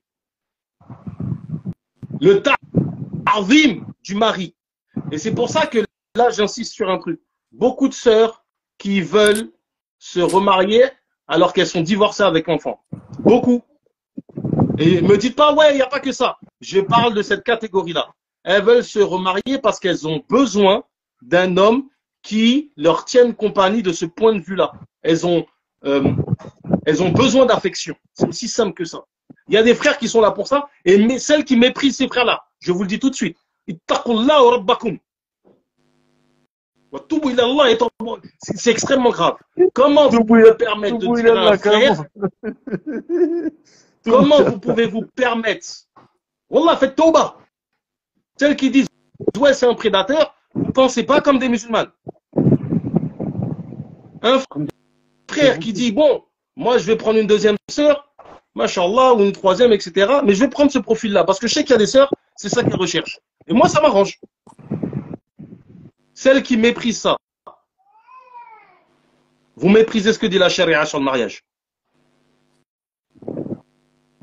T'as délié les langues là dans les commentaires, Abou Ahmed. Par contre, effectivement, la difficulté pour une femme de respecter un homme qui sera quasiment un sextoy, c'est là où est-ce qu'il faut la recadrer, lui dire, tu veux un mari qui te sert juste à ça, mais il faut savoir que c'est pas parce que tu le prends juste pour ça qu'il n'y a pas tout ce qui va avec le package de ta'zim du mari.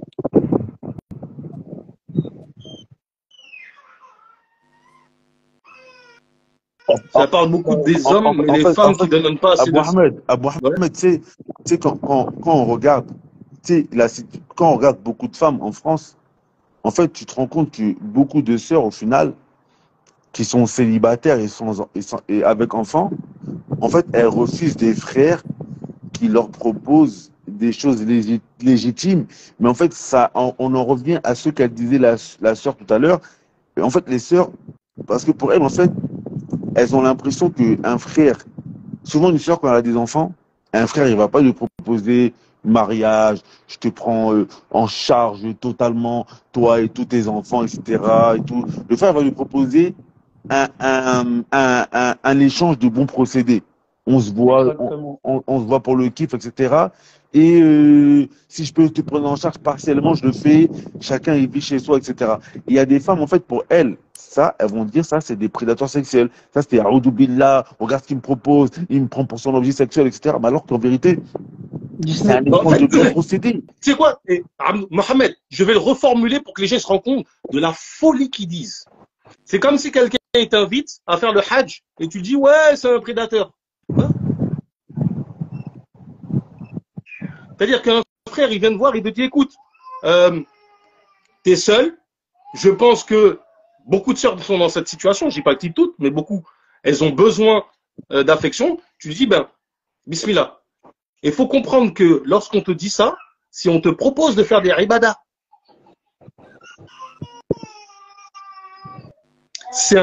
on te propose, parce qu'il faut comprendre, chez les Malikis, ils disent quoi? Ils disent, si tu te maries pour avoir des rapports, parce que tu désires avoir des rapports, et que tu crains de délaisser des ibadah, qiyam layl, de les laisser des jeunes surrogatoires, ça reste mandoub de se marier. Parce que c'est comme si tu disais, ben tu sais quoi, je vais arrêter de faire qiyam layl pour lire le Coran. C'est pareil. C'est une ibadah. Le prophète, alayhi salatu wassalam, dans un verset, dans un hadith, il dit quoi? Subhanallah, c'est une sadaqa. Alhamdulillah, c'est une sadaqa. Al-Wat, c'est une sadaqa. Il met tout, faire du dhikr, c'est une sadaqa. Donc en fait, il faut bien comprendre cette notion-là. C'est-à-dire que déjà, ces sœurs-là qui sont dans cette situation-là, il faut qu'elles soient, comment je dirais-je, elles soient sereines, et que si quelqu'un les critique, qu'elles disent tu contredis la charia. Si quelqu'un critique un frère, il peut dire tu contredis la charia. Mais pour ça, faut que vous allez étudier les gens.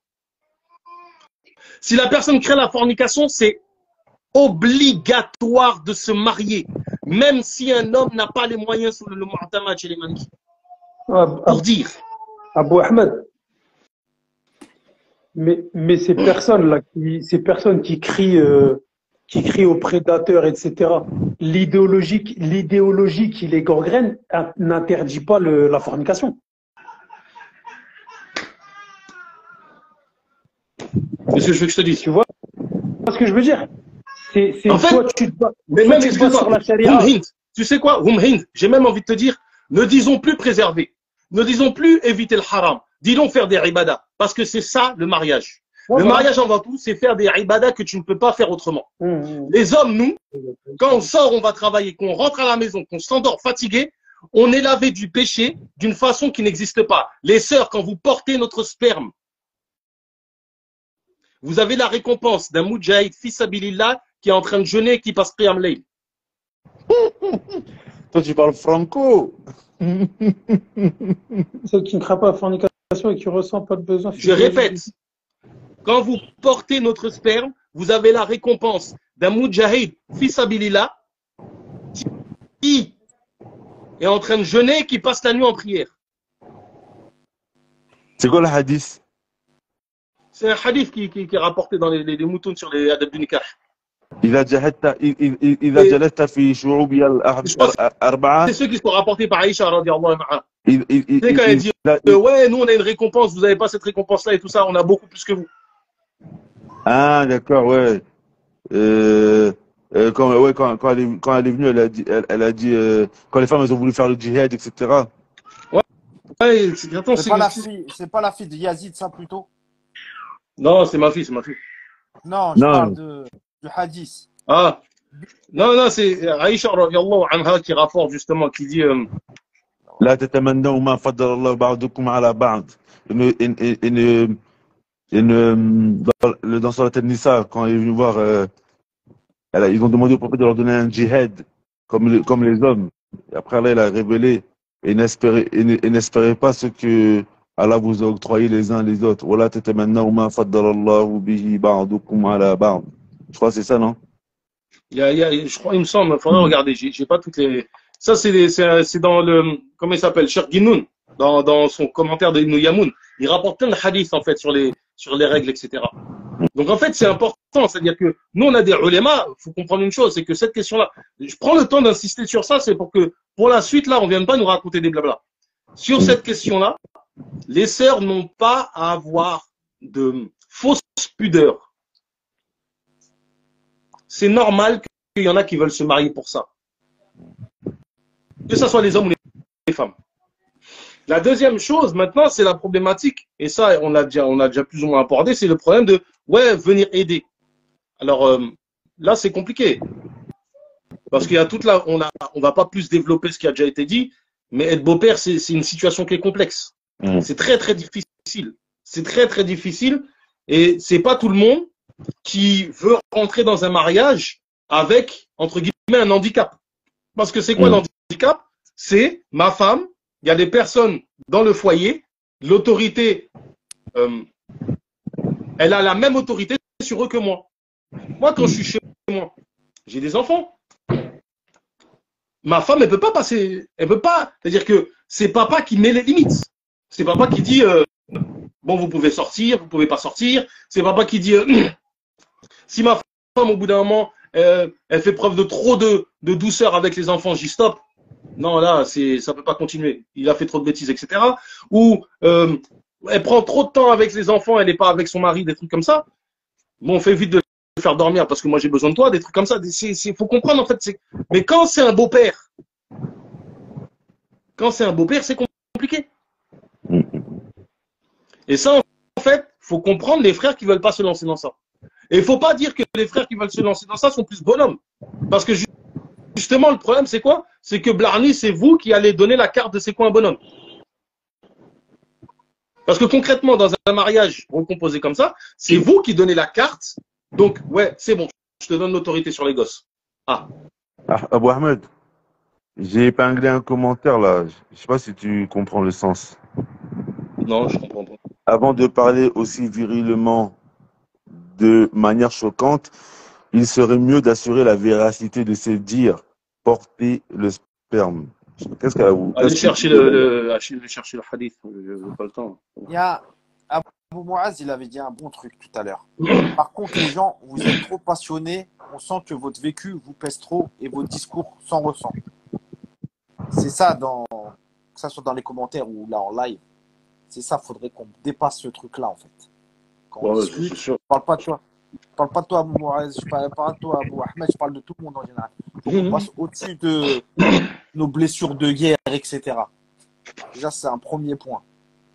Le deuxième, moi, j'aimerais bien qu'on parle des enfants, en fait. Parce que c'est les enfants, en fait, le nerf de la guerre de cette histoire. Le nerf de la guerre. C'est comment le père, enfin oui, on va prendre une femme divorcée avec des enfants. Donc, ces enfants, ils ont un père. C'est quoi le rapport entre les enfants et le père? Les enfants et la mère et le père, la mère et le beau-père. Le beau-père, c'est tout ça en fait. C'est tout ça le problème, le nœud du problème en fait. Après, et moi je pense que pour arriver à une situation normale, il faut qu'il y ait une bonne communication entre tous ces, on va dire toutes ces équipes quoi, tous ces acteurs, exactement. T'as vu, Mohamed, subhanallah, tu sais, depuis qu'on a fait le live la semaine dernière, Achi, subhanallah, moi, je savoure chaque instant avec mes enfants. Chaque instant avec mes enfants, je savoure, surtout quand il y a un frère, comme j'ai dit tout à l'heure, un frère qui m'a appelé, lui, il est divorcé, il a 2 enfants avec son ex-femme, là, il s'est marié avec une femme qui a un enfant, alors qu'à la base, c'était quelque chose qu'il ne voulait pas, mais il a entendu les frères dire c'est une bonne chose à faire, donc il l'a fait. Et aujourd'hui, le frère, subhanallah, mesquine, la femme, elle est enceinte d'un enfant de lui, mais il n'arrive pas à avoir des attaches avec, ouais, lui, avec l'enfant de cette femme. Il n'est pas épanoui. Il n'est pas épanoui. Et subhanallah, wallahi, à chaque fois,